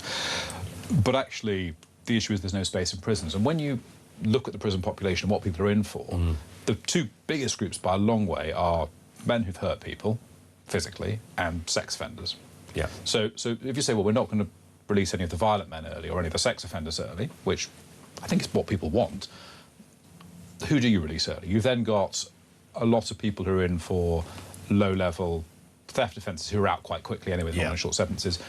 Are we going to release the drug dealers early? You know, but actually the numbers start to get quite challenging, and obviously the prisons are going to be out of space in November. So I think the challenge they're going to have is no one wants to do it, but what's the alternative plan? Yeah, and what is the alternative plan to them? I mean, has anybody got a plan to this? I mean, for some reason, we're not... And you might be able to help me out here, David. I don't know if I imagine this, but whenever we've talked about a shortage of prisons and why they don't build more prisons and what they say, I'm sure once in a while somebody messages me saying, oh, no, they were building a big prison somewhere. Is that... You got any knowledge on that? I mean, were they doing it? Is there one in the pipeline? Are they down to the tiling and the locks? Or what's the deal? They are not. The government has committed to adding sort of 20,000 prison spaces by the end of the Parliament, by the early 2030s. They've added about 500 since they came into office. Wow. So just over 500. I checked the numbers this morning. So that's not great, obviously. And if you look at the national auditor that looks at infrastructure projects, they've rated everything in amber or red for prison building, which either means facing serious problems or probably won't get built. So there's this huge issue that actually as with infrastructure generally in this country, we can't build it. So we're just not building enough prison spaces. Yeah. And that's why the government's going to keep running into these problems. And frankly, if the building programme continues to struggle, they might end up having to do another early release scheme unless they come up with a different plan. So people have talked about, do you release women prisoners? Do you deport more foreign national offenders? Some people have talked about reusing Dartmoor, but I understand the union doesn't want their people going back in there because it's radioactive and, you know, yeah, fair enough. So there's some real challenges there, I think. Dartmoor's radioactive. I didn't know that. Well, I mean, the whole of Dartmoor is radioactive because of the geology, but there's apparently radon gas, outgasses into the prison, and it gets held there. So they stopped using it as a prison quite recently, and I don't think we'll ever be able to reopen because you'll never get a workforce willing to go and breathe radon gas. And understandably so. The point you made about women's prisons as well, I keep hearing that as well, that there are fewer violent offenders in women's prisons. So that's not true. Is that not true? No, so of course women are, on average, much less violent than I men. heard a police and crime commissioner making this point this week. They're wrong. So if you look at it actually, and again I looked at this data yesterday, there are more violent offenders in women's prisons, in percentage terms, than in men's prisons. That's about 40% of all women prisoners are there for violence. Right. You know, whereas men, it's fewer. There's obviously a lot more sex offenders in men's prisons, but actually, it's something really bad as a woman to get jailed. Much worse crimes than you had to do as a man. So the actual Nightingale model in 3 months. No one's got the models for that. So risk category, find the lowest risk 5,000. Find the lowest risk 5,000. The next lowest risk 5,000, put them in the open prison state. Sure. I can hear the acronym ECHR creeping up around us somewhere on this. Yeah, well, ECHR creeping up around us somewhere on this. Yeah, well, we do deport foreign national offenders. I think about 3,000 or 4,000 a year. We can try to accelerate that, but you will run into all those problems. And again, it's what can they do by November? And there are longer-term changes, like you know, write some legislation so the prisons get built, accelerate foreign national offender deportation. But right now, it's either release a load of rapists early or do something creative, and that's what they've got left, really. So when you were on the inside, you went there as an educated man, and I only make that point because if you go to prison, you are likely to experience people who've got all manner of issues, lack of education, all sorts of addictions, and we constantly hear that. Does that define a typical prison in your experience, that it's essentially a holding pen for people with chronic addictions and mental health problems? A lot of it is, yeah. And I think often for people who haven't accepted moral responsibility for their crimes, and that's a real weakness in the prison system, is that it doesn't ask or insist that people accept that they did something wrong. You know, if you're on a life sentence, that will be a part of your parole process, but for most prisoners, they just do their time and they get out. I think a lot of it is just people killing time, literally. There's no real rehabilitation that goes on. It's just people get locked up in their cell for 22 hours a day, staring at daytime TV, often taking drugs, often drinking moonshine, you know, maybe getting hold of a contraband mobile phone so they can go on social media. It's not really it doesn't really do anything effective most of the time, and that's a big problem. It's just a waste. And was that your experience, 22 hours locked up? Yeah, well, actually, for a chunk of the time I was in prison, because it was during COVID, we were locked up even more. But the average, if you look at most prison inspections, is 22 hours a day behind the door. And the door is locked? Yeah. Which is just it's just wasteful, you know. Get these guys working on courses, on programs, get them doing something useful that will help them rehabilitate. Did you become... and I think this is interesting. I think it does tie into the wider question about how people leave prison. And Jonathan Aitken, the former cabinet minister who spent some time in jail, became the sort of, you know, almost like the father of... In fact, he did become a priest, I think, on his release. And I'm quite enamoured by his story in terms of what happened. But he said, and I think Jeffrey Archer had a similar experience, but certainly Aitken found himself spending most of his time having to read letters to prisoners and sometimes write letters back to their families because, you know, these guys, some of them couldn't read or write, and obviously you turn up sounding like a guy that's, you know, got an education and you speak nicely. Were you marked out, as which I can imagine could work one of two ways, marked out as, you know, the posh boy on C Wing? Yeah, I think I expected my accent, my social class to make me a target in a negative way, but actually it was the opposite. I think I definitely got treated better by prisoners and by staff because of it, which was really surprising. You know, it was odd, sort of the... Did you not try going Mockney at any point, you know? All right, lads, how's it going? Well, at one point I did get one of these... We'll go with cards. I did have some of the Mandem teaching me some of their slang at some point, so getting me to practice it. But I don't think I ever quite nailed the accent. But they went to like Freedom Andem and that sort of thing. Sure, they thought was hilarious. So but no, I'd always sort of get deputised. So the guys on the wing would be like, shippers, you go and speak to the wing governor because here's a thing we need, and we'll listen more to you. And it's sort of an odd, weird microcosm of the English class system in miniature, but maybe sort of 30 years ago. It's almost like porridge, actually. But yes, I mean, but was that helpful to? And this sort of feeds into the. I don't know. I mean, was there one prisoner there? I mean, obviously you were there because of a bad thing yourself, so there's no one's excusing that, least of all you. But to have somebody like you among them, can that act as some kind of rehabilitation in itself? If there was more influences on the inside, do you reduce the possibility that people leave? And if I'd quite like to be in a cell next to you, David, rather than I think I was a great cellmate, Mick the serial killer.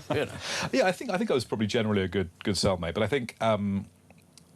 I think, for example, there was a guy I remember I met in 2 prisons I was in, actually. We were met at the beginning of my sentence, and then we went different ways, and we met again at the open prison I was at the end of my sentence. And when he got there, he had a couple of years left to serve, and he was going to do some sort of HR course, not a kind of degree-level qualification. I said to him, well, look, why don't you've got, 2.5, 3 years left, just do a degree. He said, I don't think I can't do a degree. I haven't got A-levels. I said, you're over 30, you can do an access course. He didn't know about these things. And at no point had anyone in the prison education system... Which is bizarre that you had to tell him that. No, I know, and it just felt silly. And actually, when I explained it, I was like, yeah, you can get funding for this and this. And I walked him all through and said, oh, yeah, that's great, I'll do that. So he went and did a degree. And then I've spoken to him since. He's out now, we've met up, and he's got a really good job where he's earning a good whack, he's paying loads of tax. Yeah. He's actually contributing to society financially and doing a good job now. And that's, I think, a brilliant outcome. That's what we should want. We want people, when they come out, to go and get a good job, pay taxes, and be a good member of society, right? But it just doesn't get... I think the system's just not geared up for that, really. Because if you come out, I mean, in so many cases, somebody comes out, they've got a bag with some clothes in that they went in, they've arguably got really nowhere to go. They might, they've found a sofa somewhere, and the chances are the sofa belongs to someone who's probably a wrong 'un themselves, and, give it about half an hour and, they're hoovering up a bit of marching powder, then they're back on the street and they're nicking something to pay for the beer, and you've got this sort of... And I know nobody's losing any sleep over these people. Well, no, but I think we should... So obviously, we want people out of prison to make the right moral choices. Yeah. But we should at least try to make it a bit easier for them, because we arresting people, trying them, putting them back in prison costs loads of money. Sure. And I think to the extent that we can get people to take moral responsibility, develop some skills, they've got a job and a home to go to after release, that benefits all of us because it saves us money and it reduces crime and that means fewer victims. That's why we should care about it. It doesn't have to be because you want things to be lovely for prisoners. You should just want society to work better. Yeah, that makes sense. Let's just, while you're with us, David, look at this story. Nigel Farage has reported Zach Polanski to the Met Police after the Green Party leader shared an image showing a man in a guillotine T-shirt captioned, "We're only making plans for Nigel." Let's have a listen to Zia Youssef speaking on this. The leader of the Green Party, Zach Polanski, has posted to his Instagram a photo of a man calling for the beheading of Nigel Farage. This comes just over 2 weeks after our dear friend Anne Widdecombe was brutally murdered in her home in what the police say they believe to be a targeted attack. I mean, he makes a fair point in terms of how... I mean, it's a delicate one because there is such a thing as satire, and satire is sometimes cruel, and, magazines and goodness knows what have been full of images over the years of politicians with a rope round their neck, or a politician, standing on the precipice of a cliff and a crowd of the electorate behind them about to push them and whatever. But this does seem, on Polanski's part, it's pretty bad timing. I mean, it's just not a great look in the kind of era we're currently in. Yeah, I think it's very notable that it really is only one side of the political debate that consistently calls for violence and indeed the killing of its political opponents. That's the left, right? You don't, broadly speaking, get people on the right calling for their political opponents to be beaten to death or to be killed, And part of that, I think, is because it's just so normalised like that. So people like Polanski often, you know, will use very inflammatory language about reform, for example. I've talked before. Ed Davey, a couple of months ago, posted a video where he said that Nigel Farage is a greater threat to this country than Tehran or Moscow. You know, this is frankly deranged language. Yes. And they create an environment in which it's sort of perfectly normal to post this sort of stuff, even a couple of weeks after Anne Widdecombe was murdered. So it's repugnant. I don't think we should be jailing people for wearing T-shirts, even if those T-shirts are really offensive. You know, I think that's a general view I have. But I would say also, I think we all know that were that a Reform supporter wearing a T-shirt talking about hanging Andy Burnham or hanging Stella Creasy or hanging Ed Davey, all hell would break loose. All hell would break loose, right? So I think, and we all know that. We all know this isn't consistently enforced. So, and it's somehow seen as is accepted to use this kind of violent language about right-wing politicians in a way it's not about left-wing politicians, and that is a problem, I think. And the whole thing reveals there's a sort of rot within the broad left, I think, in that they fundamentally think it is okay to wish death on their political opponents. I think it's because, and this is the nearest I can get to it, David, they believe they're punching up. So, therefore, it's a bit like, you know, is it okay to lampoon or show a noose or a guillotine if you were talking about Saddam Hussein or Chairman Mao? And people will go, well, that's obviously perfectly fine. These were wicked, murderous dictators. You can do that. Certain contingent of the left actually have people like Nigel Farage in that same category. They do. And they genuinely, in their sort of deluded minds, believe that, as you rightly said about Ed Davies' comment. So once you've decided that Nigel Farage is the Antichrist, to suggest he should have his head cut off, is even albeit via an image on a T-shirt, is fair game in these people's minds. Absolutely. And, you know, I think any of us on the right will often find on social media we get called Nazis or fascists or Hitler or whatever all the time. And it's these people have... I mean, they don't really understand historically what the Nazis were. It's just a word they use to mean the devil, basically. It's a kind of religious belief they have. But they use this language, and the problem is that some people, crazy, unstable, potentially violent people, will hear that, and it will create for them a moral justification and indeed a moral argument to act, to go and do harm to right people on the right. And I think there is a danger to it that should be addressed. And actually, if people like Ed Davey are the genuinely civilised politicians they like to claim they are, they should start rowing back this language and trying to bring the tempo down, not saying these awful things. It's a fair point to finish on. David, good to see you. Thank you. David Shipley with us, the investigative journalist. Thank you to him. Over to you, 0344 499 1000.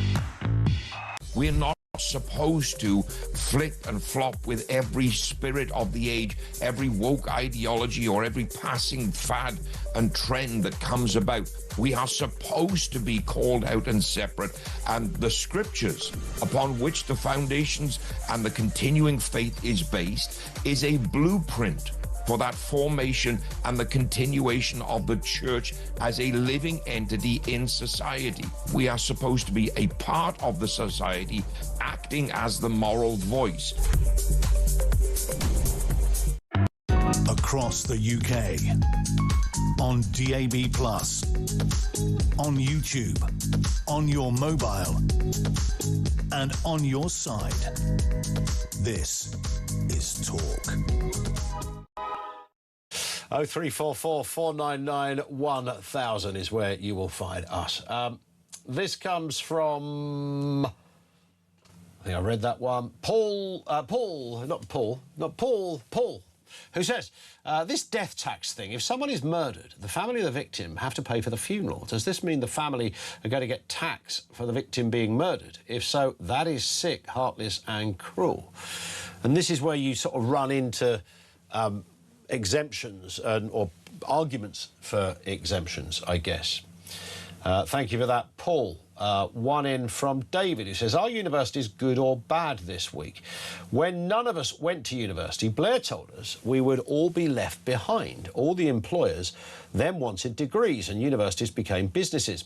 Even the old polys and tech colleges jumped on the bandwagon. Everyone got a 2-1. Debt went through the roof. Cities became office blocks. The Apprentice became a TV show and factories closed. Now Burnham tells us we've been duped and we must now go back to how it was. The problem is energy costs are too high. Starter low pay has ended. Employer national insurance exploded and China got there first. So nice try, Andy, it won't work.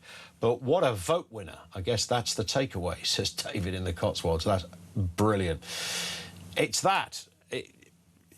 The language of Burnham and the image around him he's creating as the kind of slightly more common sense, I'm on your side, Chuck, type character is really what he's looking for. He's angling for that, particularly if he called an early election.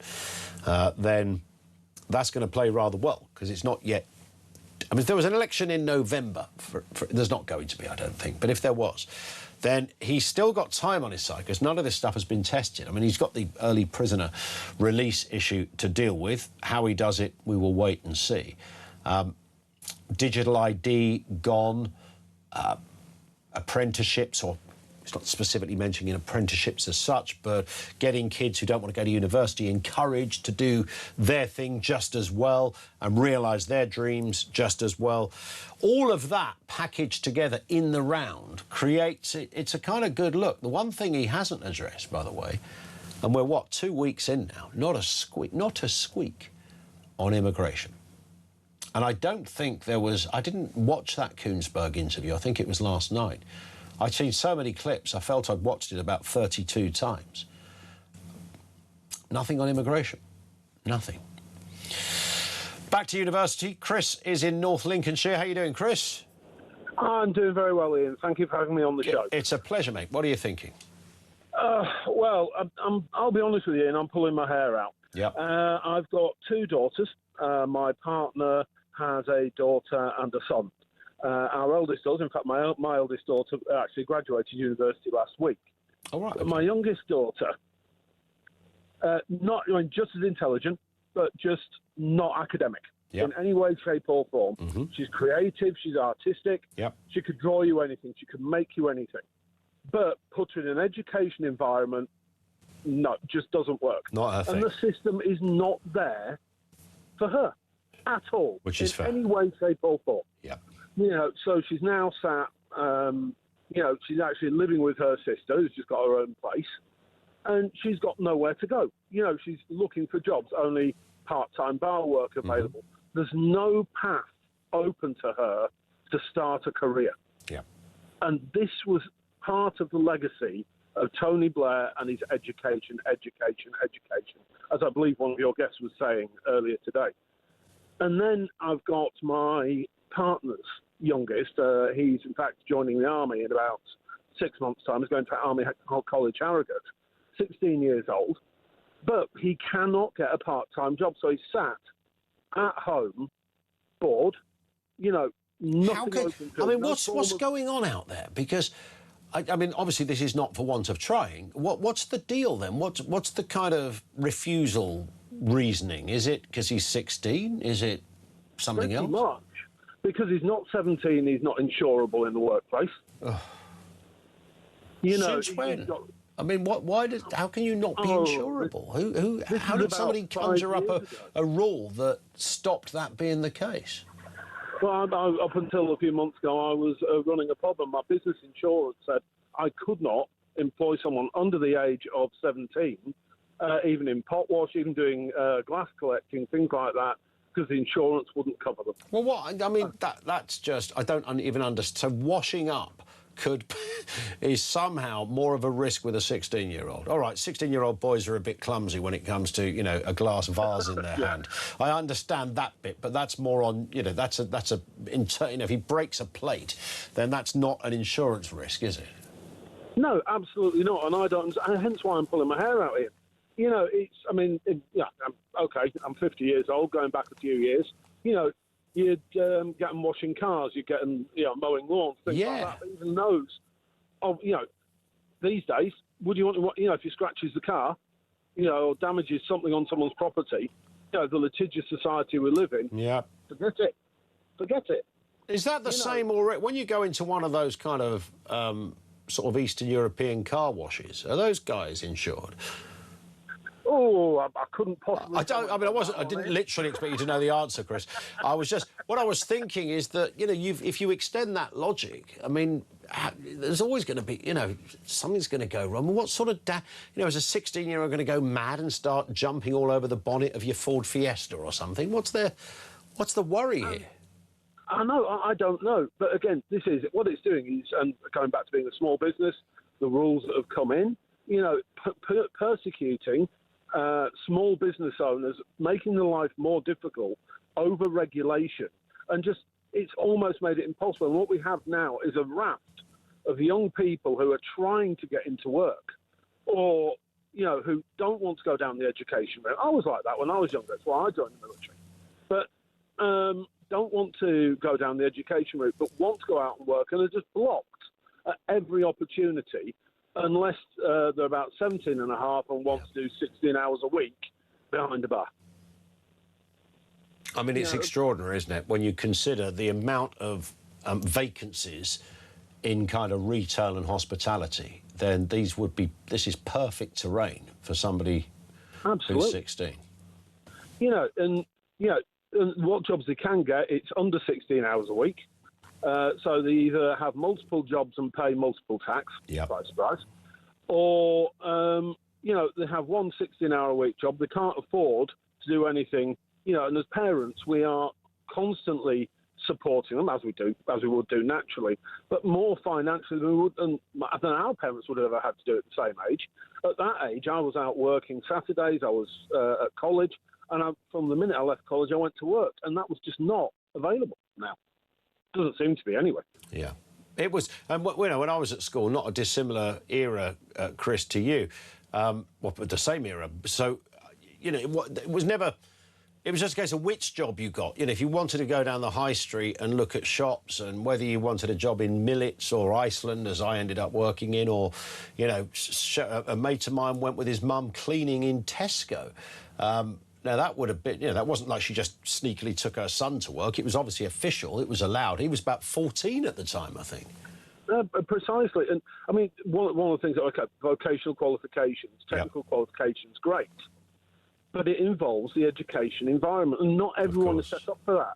Yeah. You know, sometimes young people just want to go out, work, and learn on the job. Correct. And that avenue just seems to have been completely shut down.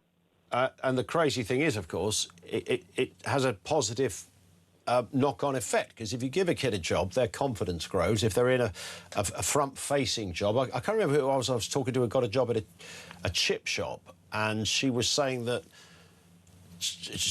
the skills she gained just by talking to customers, she said she wouldn't say boo to a goose up until the job in the chippy, and then after about 6 months, she was a completely different person. And, of course, that was good for the next job and the next job. You know, it's an obvious skill that you can learn at that age.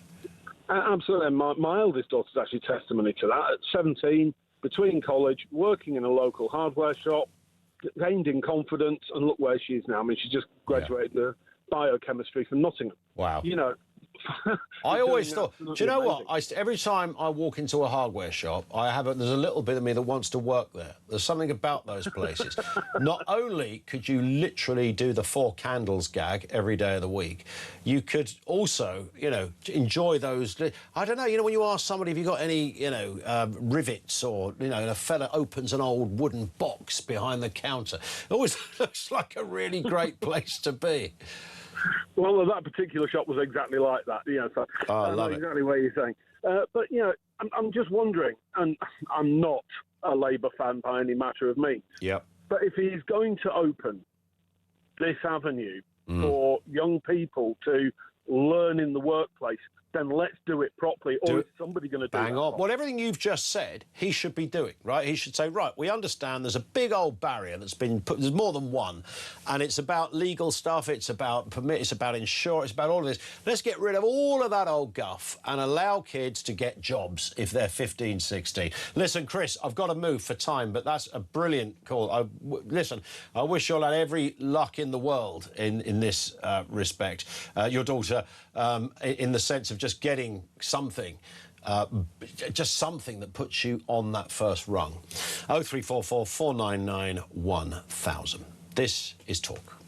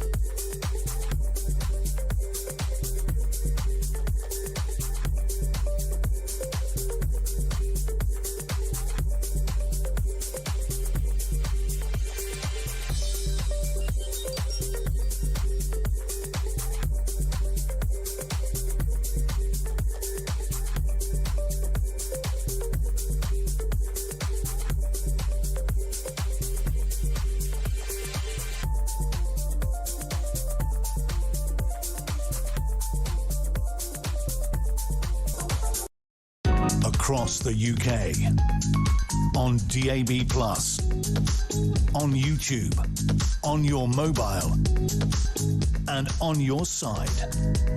This is Talk. This is Talk. 0344 499 1000. Paul says, I've mentioned this to you before. Surely it would work. There are many, many prisons in the UK. We're talking about prison and prison reform. Many prisons in the UK, with the majority on large sites with lots of free space. Instead of building a brand new prison, it would be far cheaper and quicker to build extra accommodation wings on existing prisons, says Paul in Belfast. Yeah, you'd think so. And whenever Paul, for example, in this case, mentions something logical, you think, well, surely they must, if we're thinking it, Paul's suggesting it, I would agree with it, I think loads of others would, then the powers that be somebody must have gone, what about an extension on that wing? You know, that would help. Is there a reason why not? Is it a security thing? Is it counterproductive, just too expensive, doesn't do the job you think it's...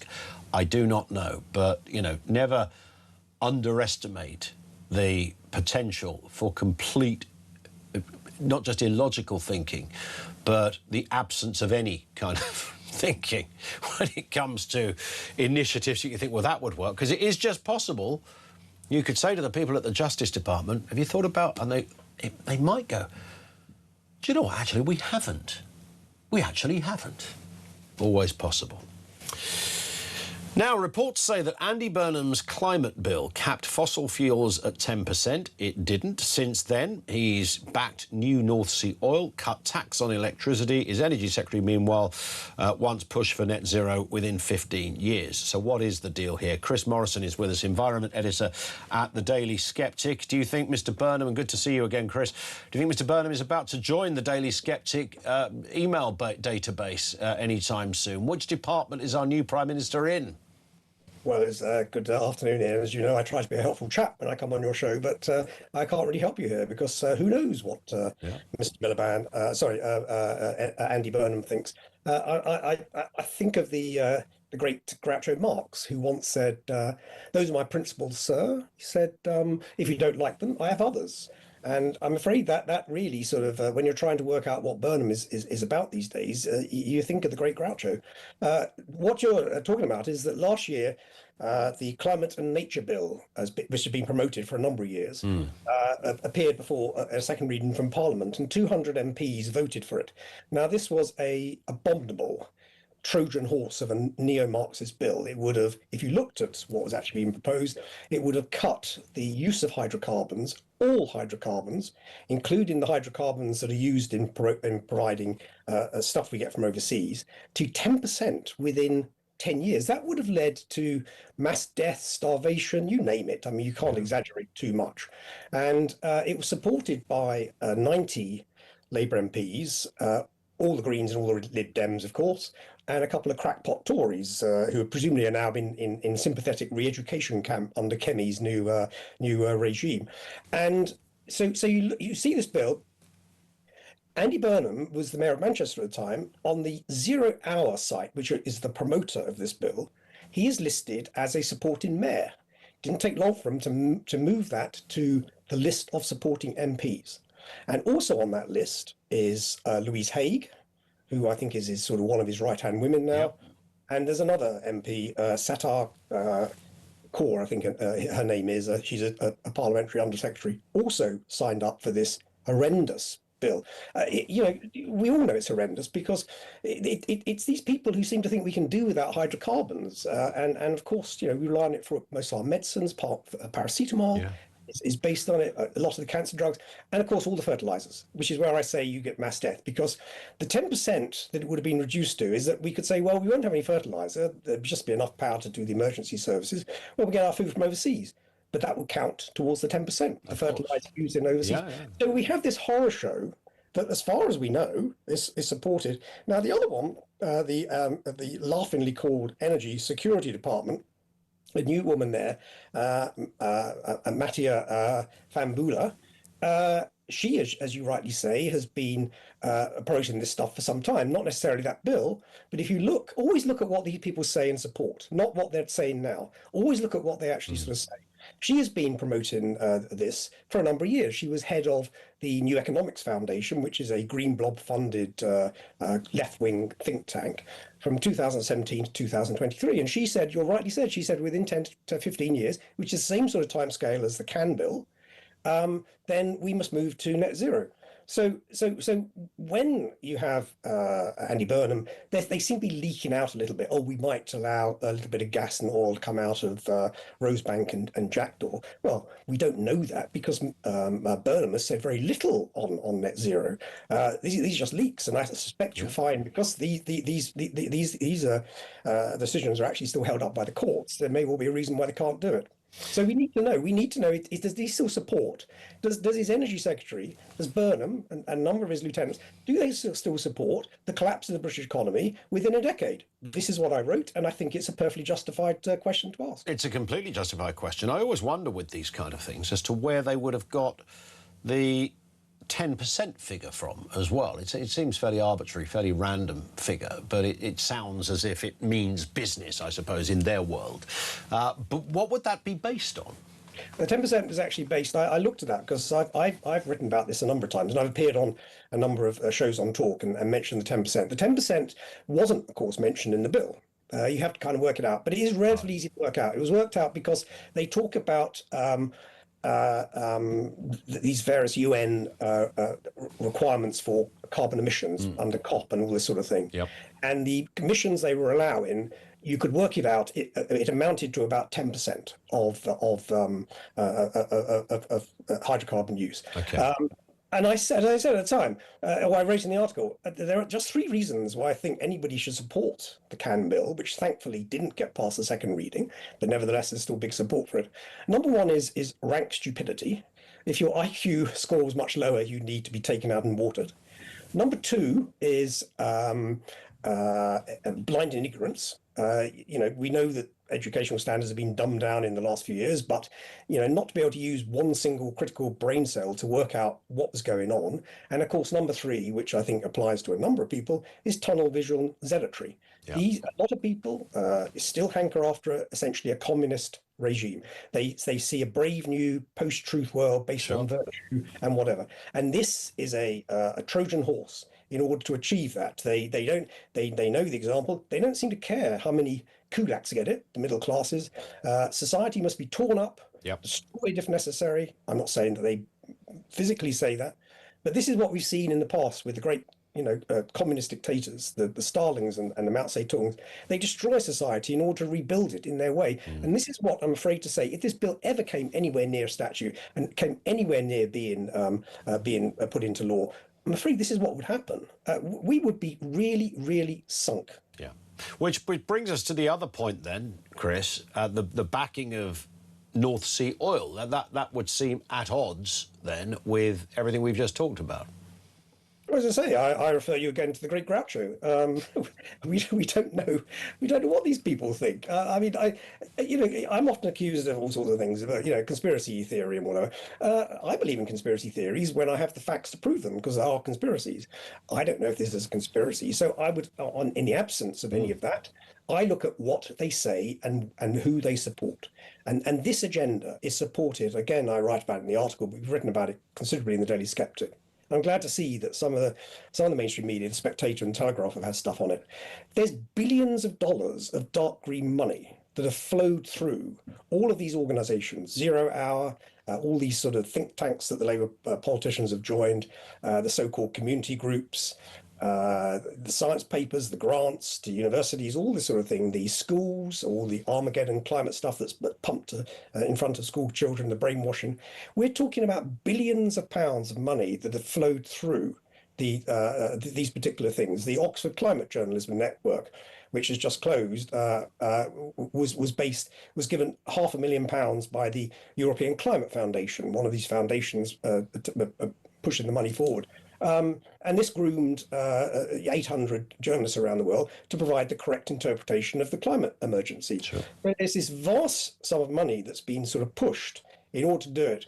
And of course, what they say is people like me are, of course, climate deniers, and we're funded by oil companies. I mean, if I had £1 for every time I heard that, I could pay Angela Rayner's stamp duty bill. And of course, it's just blowing smoke around. They're just blowing, because there is, of course, no funding for people like me, for anybody, as far as I can see, from oil companies. It's a lie. It's misinformation, disinformation, and it's designed to hide the fact that billions of pounds have been pushed this narrative from a very, very small number of billionaire people. Chris, I tell you what, let's talk in a couple of weeks, because by then Andy Burnham might have announced that fracking and North Sea oil and everything's back on the agenda. I mean, don't hold your breath on all of that, but maybe we'll get some clarity. Chris Morrison, thank you as ever.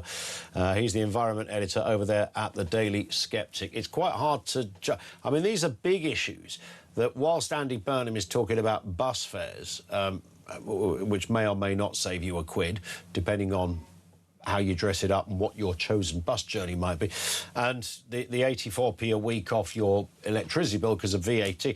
The big stuff, and when I say the big stuff, like this, like, is he going to start drilling? Are we going to have a meaningful oil industry pumping away and fueling homes, which you could do in months? Is that going to happen, yes or no? Let's have some info on that. Let's also simultaneously hear about immigration, which we've heard nothing at all, despite him doing an extensive interview with the state-run broadcast. You might think that would have been sort of fairly top of the agenda, bearing in mind that it always comes out fairly near the top, if not the top, when people are asked what's of most concern to you. That's where monkey around with your bus fares, Andy, as much as you like, but please tell me about boats on the channel and whether you're going to get your drill out. I'd like to know. 0344 499 1000. Just before we pause, Voice of Doom. We haven't done this yet. Amy has been very, very asleep at the wheel today. I don't know why. This is the voice we played you about an hour ago. The men and the women fight. Who is that? These are some of the guesses. Manuel from 40 Towers, no. Robert Mugabe, no. Winnie Mandela, it is not. Liz Truss, Bridget Bardot, Elvin Stardust. I think I mentioned Elvin Stardust earlier, wasn't it? Alina Zelensky, no. Inspector Clouseau, it is not. Zinzi Mandela, no. Yasser Arafat, no. Jesse Jackson, no. Let's hear it again. The men and the women fight. We have not got a winner, which means it rolls over to tomorrow.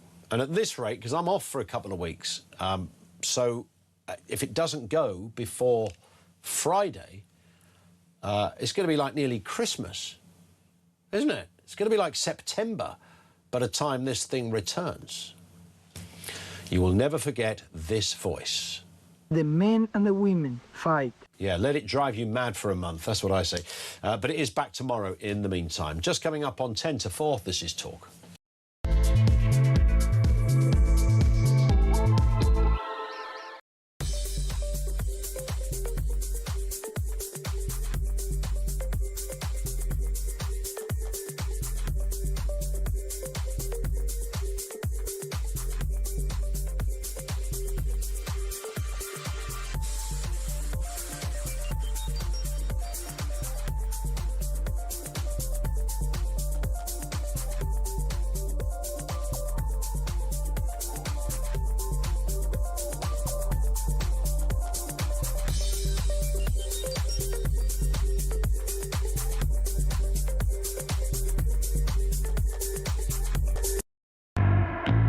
We're not supposed to flip and flop with every spirit of the age, every woke ideology or every passing fad and trend that comes about. We are supposed to be called out and separate, and the scriptures upon which the foundations and the continuing faith is based is a blueprint for that formation and the continuation of the church as a living entity in society. We are supposed to be a part of the society, acting as the moral voice.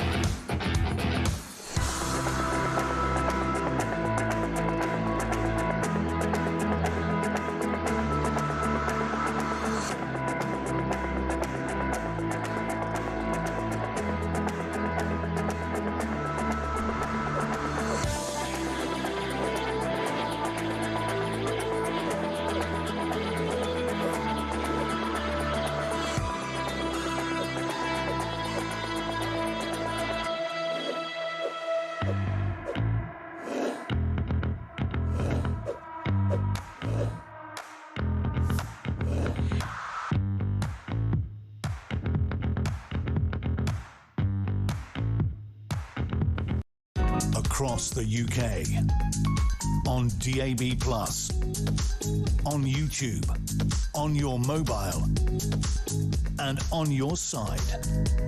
This is Talk. This in from Mark in York, who says, on the matter of employing kids, we have a village pub. Almost every kid in the last couple of decades has had a job in the pub.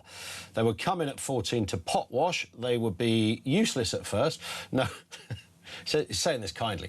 No work ethic, couldn't speak with adults. A couple of years later, they would work up to waiting on tables or helping the chefs.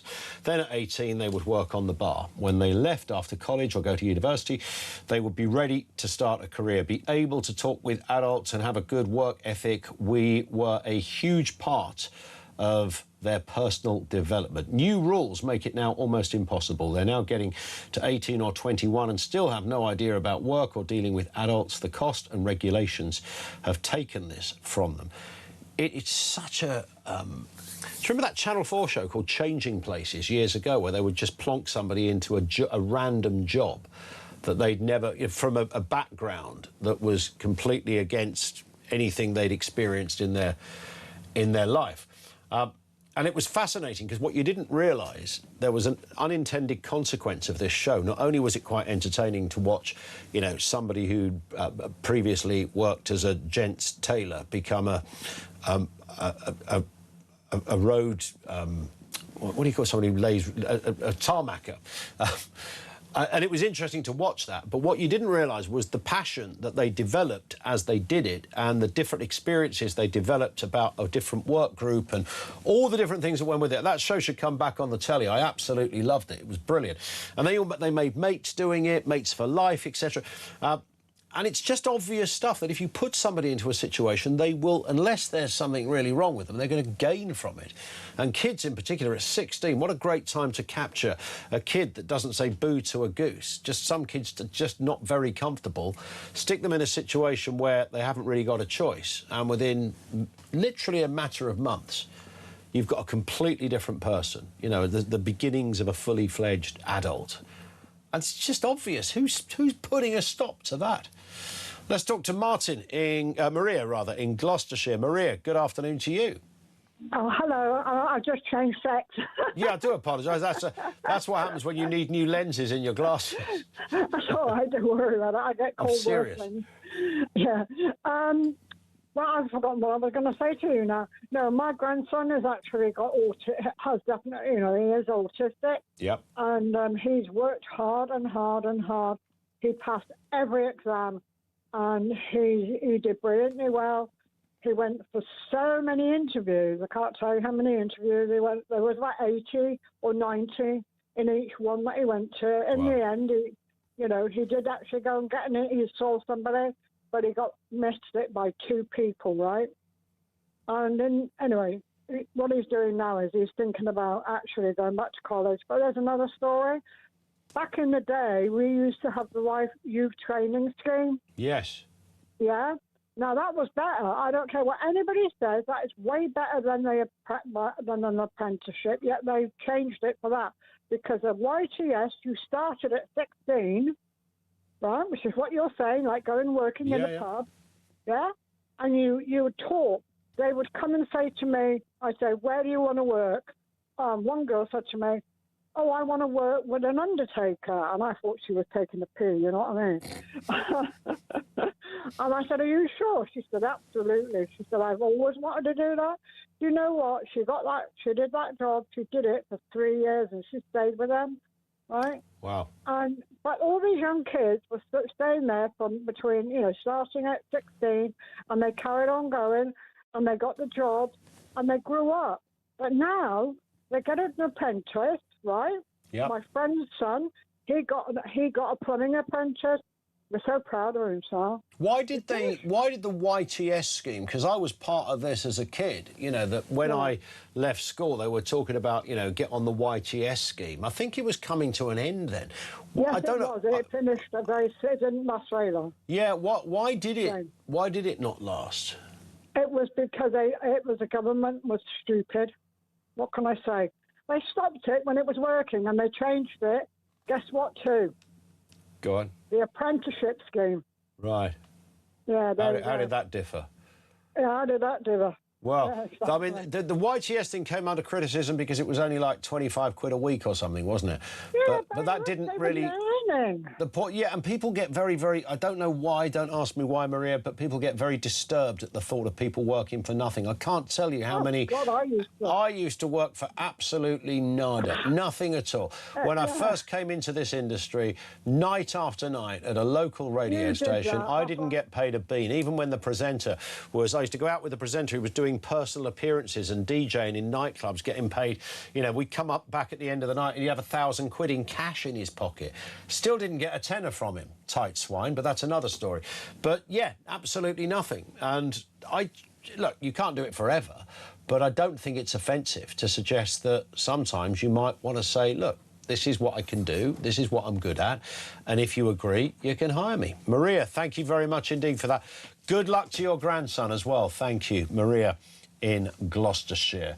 And final point here from Reg, who says, Angela Rayner to sort out the prison spaces. She seems to think there's loads of empty houses. There's probably loads of empty cells. You do want... I bet there's prisons that have got wings with no one in them because they need a lick of paint. And Dartmoor was mentioned a little earlier as a former prison which they can't reopen because of radioactivity. This comes in, well, no name given. Mr. Collins, Dartmoor is now is radioactive, so we simply cannot take the risk of giving prisoners superpowers. We all saw what happened with Spider-Man when he was bitten by a radioactive spider. Are you prepared to risk criminals with superpowers wandering our streets? And they'd all escape, wouldn't they? Because they'd lob a bit of web over the wall and spring over. It's a great point. I'm sorry we didn't get round to reading out all the great comments. Yeah, radon. It's a big thing in the West Country. You have to get a radon certificate every time you buy a property. So have I missed something? What happened it's down under there? the West Country. It's allegedly radioactive, and you have to get a radon certificate every time you buy a house. Why is it radioactive? What happened down there? It's all a bit mysterious. A lot of people doubt that it even is a thing, but that is why Dartmoor Prison, with all its cells, is completely closed down. I think we should get sensible about that and maybe just say to hell with radon, let's reopen Dartmoor. We've got more pressing problems, you know. We have prisoners in prison suits. Can't we have prisoners in hazmat suits? Exactly. I mean, Why not? You have the little breathing thing going on. I like the idea of that. Well, we are going to look into the, well, shall we say the